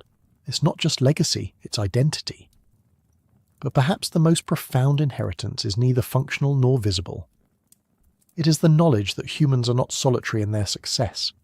We carry within us the memory of a people who walked through fire, hunted mammoth, and endured the cold, and then, quietly, became part of us. They may not have cities, but they have descendants. This is the paradox we inherit. Neanderthals are both gone and alive, absent and present, extinct yet surviving in the quiet architecture of our bodies. It complicates the way we think about legacy. Most species leave fossils, tracks, impressions in stone. Neanderthals left something more intimate, themselves embedded in us. In every breath, every heartbeat, their endurance lives on, folded invisibly into what it means to be human. But what exactly did they give us? Not gifts, in the sense of intention, but inheritances shaped by the circumstances of survival. Among the clearest of these inheritances are genes that regulate our immune systems. Modern research shows that Neanderthal-derived alleles increase our ability to recognize pathogens, a survival tool in a world dense with microbes. These same genes, however, may also predispose us to autoimmune conditions. What once was a defense against ancient disease can, in the modern world, misfire. Their resilience is still echoing, but in a new environment it sometimes turns against us. Other fragments speak of adaptation to the physical world. Genes affecting hemoglobin may alter how we carry oxygen through our blood, fine-tuning our responses to cold or high altitudes. Genes that influence fat metabolism shape how our bodies store and use energy. These traits would have been crucial for Neanderthals living in glacial Europe, where calories were precious and winters unrelenting. Today, they may help explain variations in how different populations process diet, exercise, and even vulnerability to conditions like diabetes. And then there are the inheritances that touch behavior. Studies hint that certain Neanderthal alleles affect circadian rhythms, shifting the balance between early risers and night owls. In Ice Age environments where daylight was scarce, these shifts may have been adaptive, but in the modern world, under artificial light, the echoes can emerge as insomnia. mood changes, or sensitivity to seasonal cycles. Even in our restlessness, we may be carrying their shadow. Each of these fragments paints a picture not of dominance but of entanglement. We did not replace the Neanderthals so much as absorb them. Their disappearance was not a clean break, but a diffusion. Our genomes are mosaics, patchworks of encounters written into code. That makes extinction less absolute, less final. It blurs the line between us and them until the boundary begins to dissolve. And in that blurring, we find something hauntingly beautiful. Neanderthals are not just a story of what was lost. They are a story of what continues. They live in the way we fight disease, in the way we digest food, in the way we sleep beneath the waxing and waning of light. They live not in ruins, but in blood. And perhaps that is why their absence is so haunting. They are gone, and yet we feel them close, not behind us, but within us. A people, both vanished and enduring. A paradox written in our flesh. And so, the Neanderthals endure not as ghosts on the edge of history, but as companions carried forward in us. Their extinction, when seen through this lens, is not an erasure but a transformation. They are gone as a people, yes. Their voices no longer echo through limestone caves, their tools no longer strike sparks in the dark, but their survival continues in every cell of those who descend from the ancient crossings of bloodlines. We do not walk alone, we never did. This reframes the way we tell their story. Extinction is usually imagined as absence, as silence, as loss. And yet, with Neanderthals, it is also presence. A presence diffused into us, shaping the way we respond to sunlight, to hunger, to disease, even to sadness. Their inheritance is not dramatic. It is subtle. It lingers in the quiet machinery of life. It reminds us that survival is not always about standing apart. Sometimes it is about joining, merging, becoming part of something larger than oneself. Perhaps that is the deepest lesson their story carries. Survival is plural. Neanderthals did not survive by continuing as they were. They survived by becoming part of us. They disappeared as a people but endured as a lineage. Extinction here is not the opposite of life. It is a different kind of continuity. And this is why their absence feels so uncanny. When we think of Neanderthals, we imagine them gone, standing apart in a frozen world that no longer exists. But when we look in the mirror or trace the patterns of our genes, we find them close, almost intimate. The truth is that they are not behind glass in a museum. They are here, inside the living. You carry them when you breathe, when you bleed, when you dream. That truth softens the tragedy of their vanishing. The last fires of Gibraltar, the last voices in the Caucasus, the last children born in caves no longer warmed by neighbours. These moments mark the end of Neanderthals as a separate people. But the story did not end there. The flame leapt across bodies, across unions, across generations, until it landed here, in us. We are not just the descendants of Homo sapiens. We are the descendants of humanity plural, of encounters, of mingling, of entanglement. So when we say the Neanderthals are extinct, we speak only a partial truth. They are extinct as a culture, as a community, as a visible presence upon the earth. But they are not extinct in the ways that matter most. They live on, not only in bones and genomes, but in the living systems that carry their legacy forward. The fires of their caves are long cold, but the warmth remains, in blood and bone, in rhythm and memory. They vanished, but they are not lost. They are here, in us, forever. For 400,000 years, Neanderthals endured. They hunted mammoth on frozen plains, built fires in stone shelters, and raised children beneath the weight of glaciers. They changed as the earth changed, bending their bodies and their cultures to a world of ice and storm. And still, they vanished. The central question their story leaves us is not whether they survived. They did, again and again, but whether survival itself was ever enough, or whether every triumph against nature was always destined to be temporary. What does it mean, after all, to survive for so long only to disappear? Perhaps the first truth is that survival is never permanent. Every species, no matter how adapted, exists on borrowed time. The Earth rewrites its rules with each turn of its climate cycles. Forests rise and fall, rivers carve new paths, glaciers advance like armies and then retreat, leaving the land remade. In this vast choreography, Neanderthals were not failures, but participants. They endured longer than we have yet existed. 400,000 years is not a collapse, it is an epic, and yet it ends in silence. When we frame their story as tragedy, we make ourselves the victors by contrast. Homo sapiens, still here, still multiplying, become the inevitable winners. But was it truly inevitable? Or is that simply the myth we tell ourselves? For most of their existence, Neanderthals had no rivals. They faced lions and leopards, woolly rhinos and the cold, but they endured. When Homo sapiens finally entered their world, it was not destiny that sealed Neanderthal fate. It was contingency. It was chance. What if survival depended not on strength or intelligence alone, but on circumstance? Consider the smallness of numbers. Archaeology suggests Neanderthal populations were never vast. They lived in scattered bands, isolated by geography, connected only loosely by shared culture. A drought here, a storm there, a sudden sickness in a family group, and the thread of continuity could snap. Homo sapiens, in contrast, expanded from a larger population base, spreading outward with greater density. Was it really superiority, or simply momentum? If we measure survival by tools, Neanderthals stand alongside us. They crafted stone flakes with precision, shaped birch tar into glue and controlled fire. If we measure it by social life, they cared for the injured, buried their dead, and likely spoke in tongues of meaning we will never fully recover. They were not deficient, they were human in all but name. So why did survival falter? The truth may be that survival requires more than adaptation. It requires memory, the ability to transmit lessons across generations. It requires cooperation, the weaving together of communities that can endure beyond the loss of any one family. And it requires something we rarely acknowledge: luck, a storm that strikes in one valley rather than another, a child who lives rather than dies, a chance encounter that brings new blood, new ideas, new possibilities. Without luck, even the strongest falter. And in the long run of Neanderthal history, luck may have been the rarest resource of all.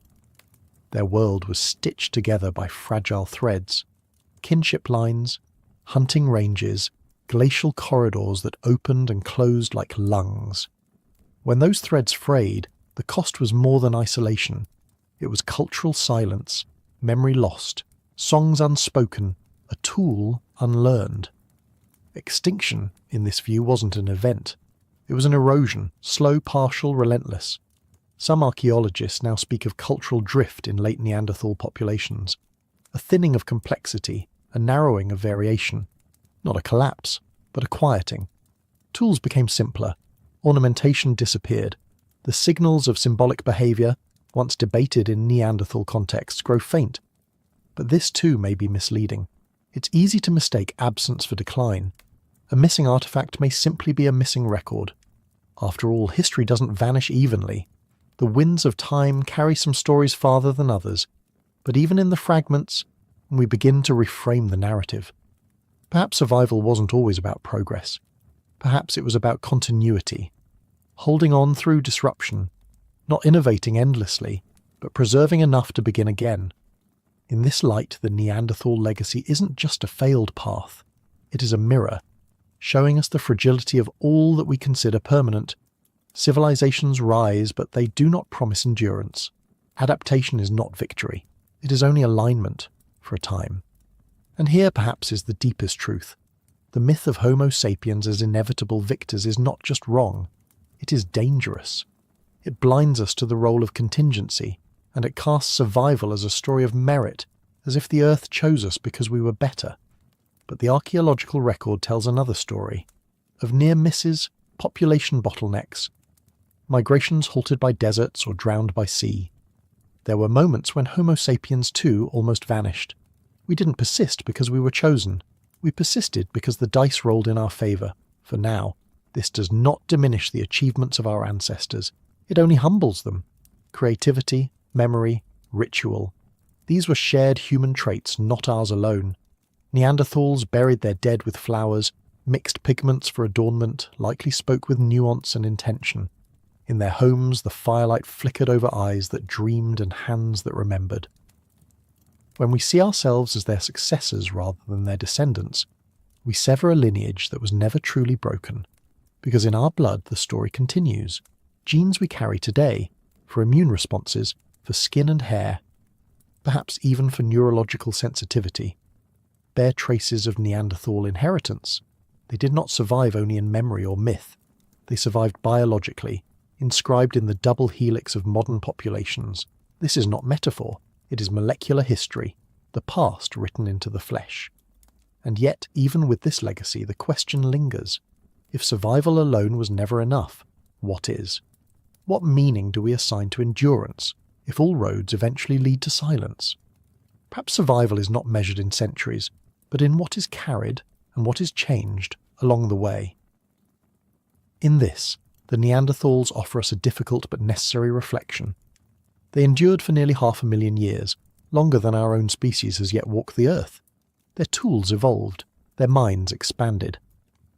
They crossed frozen plains and raised children in the shadow of glaciers. They survived by adapting, not dominating. But in the end, endurance proved insufficient, not because they lacked intelligence, not because they failed to innovate, but because the world changed faster than they could reweave their thread into its shifting fabric.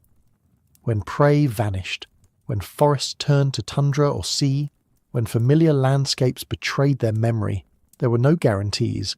Evolution is not a reward system, it is a response mechanism, and the climate did not pause to negotiate.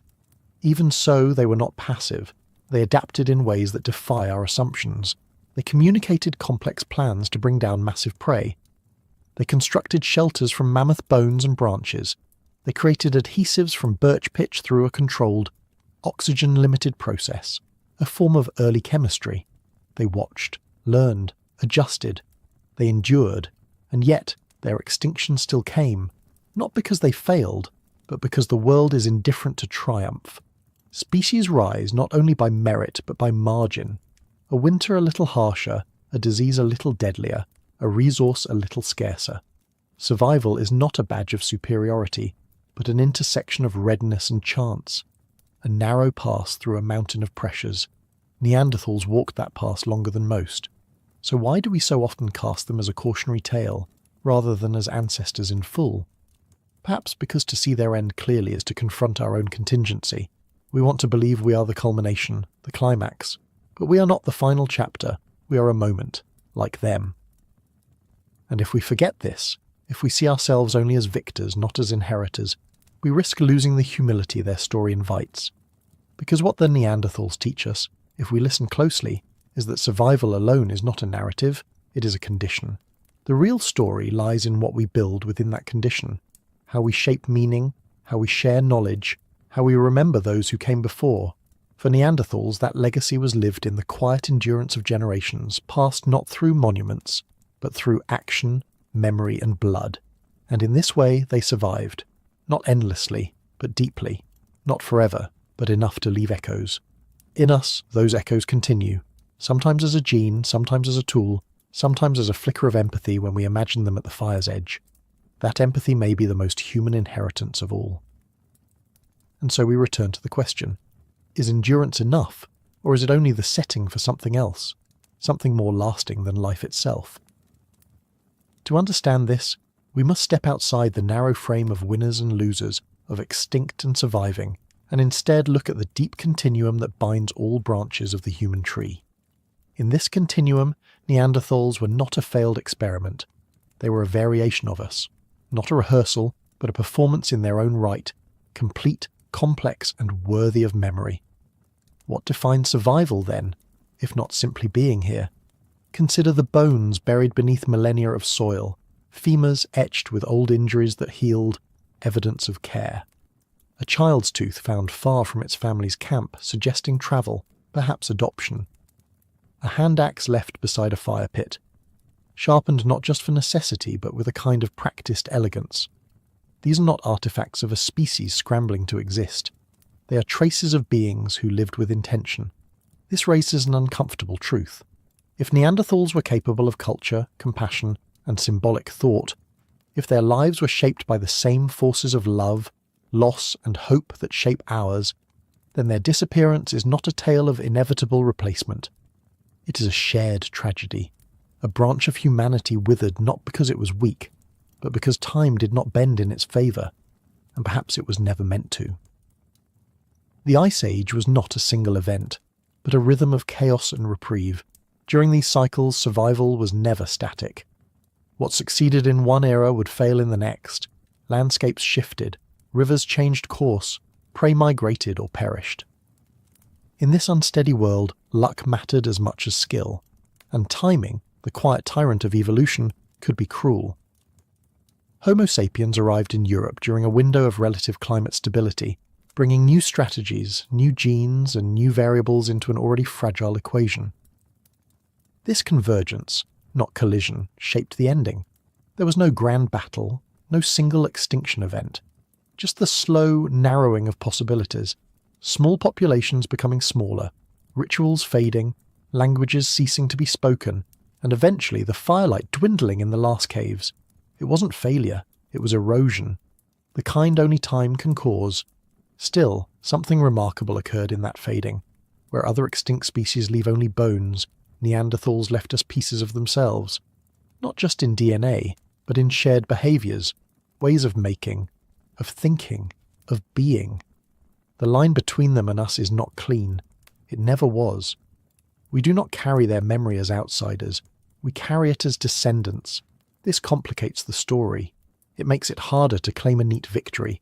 But it also makes the story richer, for survival, we now see, is not only about who continues, but about what continues. And in that sense, the Neanderthals did not disappear entirely. They transformed, and in doing so, they reshaped what it means to survive. Because survival, in the end, is not merely measured in generations or genes. It's measured in how a life, or a lineage, continues to echo, long after the breath is gone. It is measured in how traces remain, in tools rediscovered, in alleles passed forward, in stories that linger at the edges of science, myth, and memory. The Neanderthals did not vanish into silence. They entered us. Their DNA lives in the rhythm of our immune systems, in how we respond to viruses, in how we metabolize fat, in the colours of our skin, the curls in our hair, the moods we carry like weather. Even today, when we feel a rush of anxiety or a hidden sensitivity to sunlight, some part of that might be Neanderthal in origin. These are not just curiosities, they are legacies. And there is something poetic in that. That what began as survival in the cold, the shaping of bodies to withstand wind and ice, became survival in us. That a people whose names we do not know left fingerprints on the bodies of billions, not through conquest but through closeness, through unions, however fleeting, that stitched bloodlines together across species. In that intimacy lies a different kind of victory, one not recorded in dominance but in diffusion. This legacy forces us to reconsider the idea of the last of them. If a species is defined only by its outward shell, by skull shape or limb proportions, then yes, Neanderthals ended. But if a species is also defined by its inner codes, by the messages carried forward in chromosomes and mitochondria, then they are still here, fragmented and refracted, yet real. They were absorbed, not erased.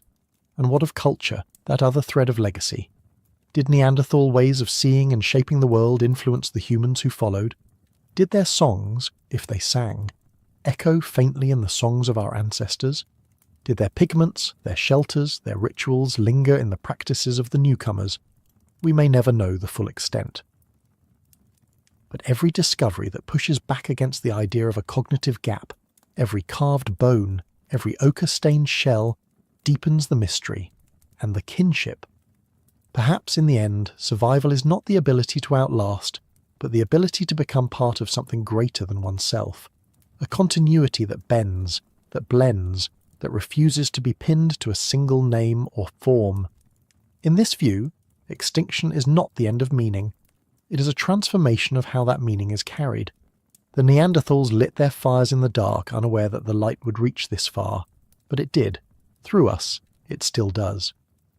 In that flicker, still burning across time, we are reminded that survival was never only about being strong, it was about being remembered, and in that they succeeded. They vanished. We did not. And so, we ask the question again, as if asking it harder might reveal something new. Why did the Neanderthals disappear? In their bones, their tools, their ashes and ochre, we see a species remarkably like our own, clever, compassionate, adaptable. A species that lit fires in the dark and hunted giants through snow. A species that shaped tar from birch, stitched hides against the wind, and held the hands of their dead. In them, we glimpse not a stranger, but a shadow. And so the mystery deepens. Not because we cannot find the clues, but because we do not like where they point. Because perhaps the answer isn't about them at all. Perhaps it's about us. To stand at the edge of their extinction is to stare into a mirror we rarely choose to face. What happened to them could happen to us. It is not a comfortable thought, not in an age of satellites and servers, not in a world of walls and wonders, but it is a necessary one, because deep time does not promise permanence, because evolution does not write guarantees. Neanderthals endured over 400,000 years of brutal ice age instability. Through shifting climates, dying megafauna, encroaching strangers, they adapted, they persisted, until, at last, they didn't. The end was not a meteor strike. It wasn't war or a disease or a singular cataclysmic moment. It was something quieter. A slow drift toward less. Fewer children, fewer places to go. A fading, not a fall. And in that fading lies the truth we avoid, that intelligence does not equal immunity, that the earth does not bend to us forever. We are their descendants, yes, but also their successors. We live in a world of power they could not imagine, skyscrapers, internet, artificial minds, but we still huddle in homes against storms. We still need water, fire, food. The basics have not changed. We've just wrapped them in complexity. And if the wind howled again, if the glaciers crept south, would we know how to begin again? Would we remember how to start the fire? The story of the Neanderthals is often framed as a tragedy. But perhaps it's more of a warning, whispered through time, passed from one kind of human to another. Not a scream, not a panic, just a message. Survival is not owed, even to those who deserve it. And still, they survived far longer than our own species has existed. A reminder that extinction and failure are not the same thing. What if their story is not one of loss, but one of endurance beyond recognition? Then what remains is not the silence of extinction, but the persistence of memory, not fossilized in rock, but held in thought. Because if we remember them, they are not gone. In this light, memory becomes its own form of survival. And so the question shifts, gently but profoundly. What does it mean to be remembered? What does it mean to endure not through stone or flame, but through the minds of those who come after? The Neanderthals, by this measure, are not only fossils, they are teachers.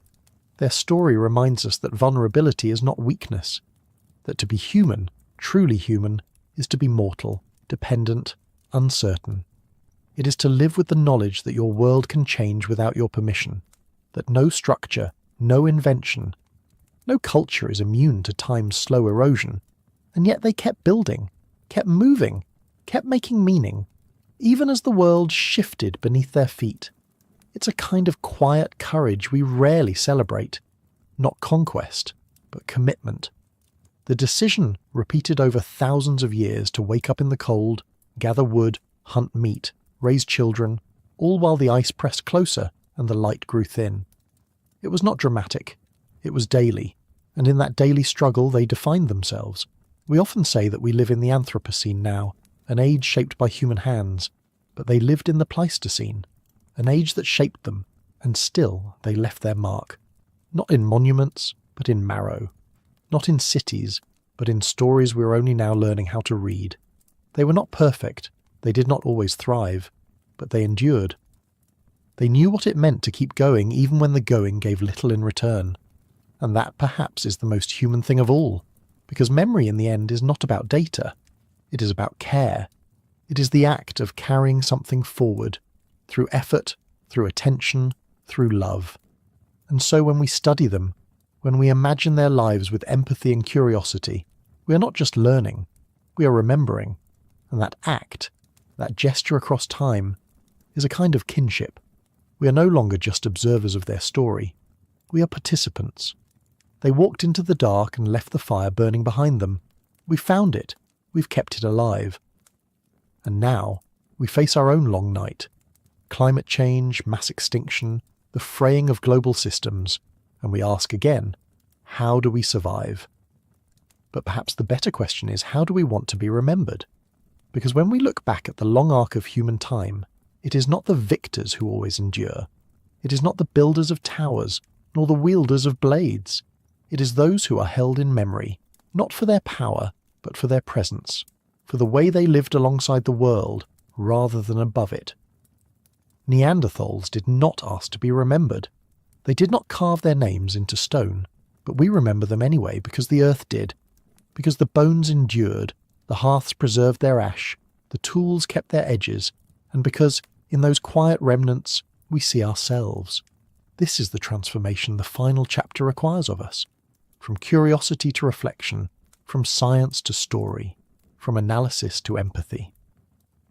We began this journey with questions, how they hunted, how they burned fire, how they vanished, but we end it with one that cannot be excavated. What kind of ancestors will we be? The answer doesn't lie in data, it lives in our choices. Will we build structures that can outlast the flood? Or will we leave traces, not just of our technologies, but of our values? Will future minds, whatever shape they take, find echoes of cooperation, of reverence, of care, or will they inherit only ruin? The Neanderthals are gone. Their blood runs in us, yes, but more than that, their pattern haunts our future. They lived through a changing climate and a shrinking range. They faced new arrivals with strange tools and stranger minds. They adapted, but not forever, and neither will we. There is no promise of permanence in the human story, only the possibility of meaning. To confront this truth is not despair, it is liberation.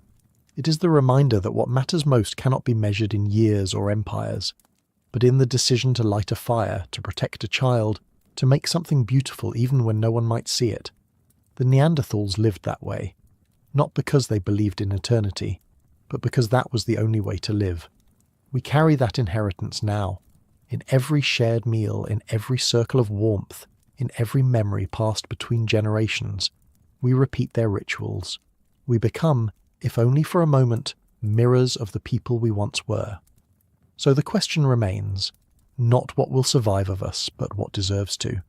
And if we are brave enough to answer it with humility, not dominance, then perhaps the story doesn't end here.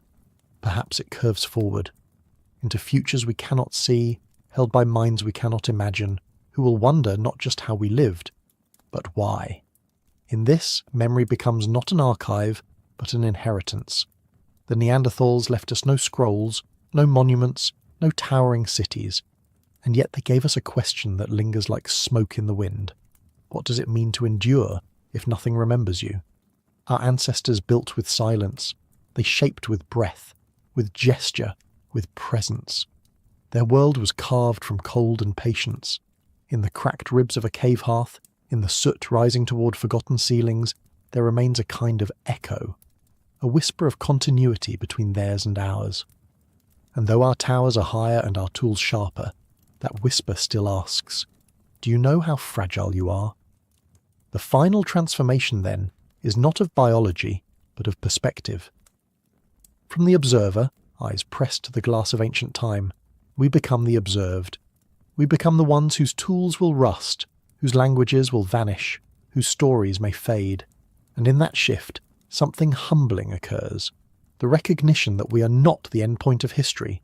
We are not the apex. We are a page. A page, yes, but one that is being written now. This is the deep human story, not a ladder, but a web, a spiral, a long unfolding of minds shaped by hunger, by love, by fire. From the first cracked stone to the last transmission into space, the thread that binds us is not supremacy, but vulnerability. We are the species that remembers, that grieves, that hopes, and that is our mirror. The Neanderthals held the cold at bay with fire. We hold chaos at bay with memory. Not the cold wind, perhaps, but the heat of collapse, the storm of disconnection, the numbness of forgetting. When we ask whether we could disappear too, we're not asking about catastrophe. We're asking about meaning, about whether the things that define us, our compassion, our curiosity, our rituals of care, are strong enough to outlast the noise, It is not enough to know we are fragile. We must choose to live as though that fragility is sacred. The Neanderthals did not survive, but in doing so, they taught us how to, not with weapons, but with attention, with collaboration, with the quiet courage to endure when the world grows strange. Now it is our turn to remember them, and in doing so, to remember ourselves. Because if we look honestly into the darkened mirror of deep time, we see not ghosts but kin. And if we listen carefully, we may hear what they left us, not a warning, but an invitation to be worthy of being remembered. This is the quiet demand placed upon every species touched by awareness, that memory becomes responsibility. We carry within us not only the remnants of Neanderthal genes, but the burden of their silence, the silence of those who endured unimaginable hardship, built lives from nothing but stone and instinct, and vanished without fanfare. And now, in their absence, we are left to decide what to do with the story we have inherited. Perhaps that is why the mirror is so hard to face, not because it shows us the end, but because it shows us the beginning. It reminds us that what we call civilization is a recent bloom on ancient roots, that beneath the concrete and circuitry, we are still shaped by the same rhythms: warmth and cold, hunger and kinship, the need for shelter, the ache for meaning. And it asks, quietly but insistently, what will you do with this chance? The story of the Neanderthals is not just about their extinction. It is about the fragility of all existence. It is about how brief presence can be in the deep ledger of time. 1,000 generations of Neanderthals walked the earth. They loved, struggled, dreamed by firelight, and yet they were not remembered until we chose to look. That act of looking back is not just science, it is reverence. Today, as the winds of our own world shift again, through climate, through conflict, through the rapid unravelling of ecological certainty, the mirror grows clearer. Not as a prophecy, but as a reflection. If the glaciers returned, if the lights of our cities flickered out, what would remain? Would anything? And if it did, would anyone understand it? To tell the story of the Neanderthals is to practice humility.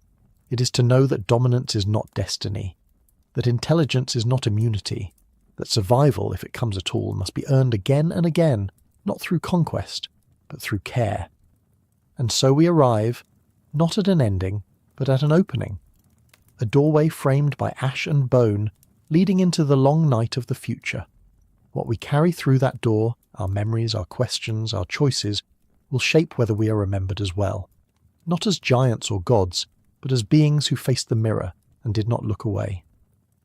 Because in the end, it is not the fire that keeps us human. It is the story we light with it.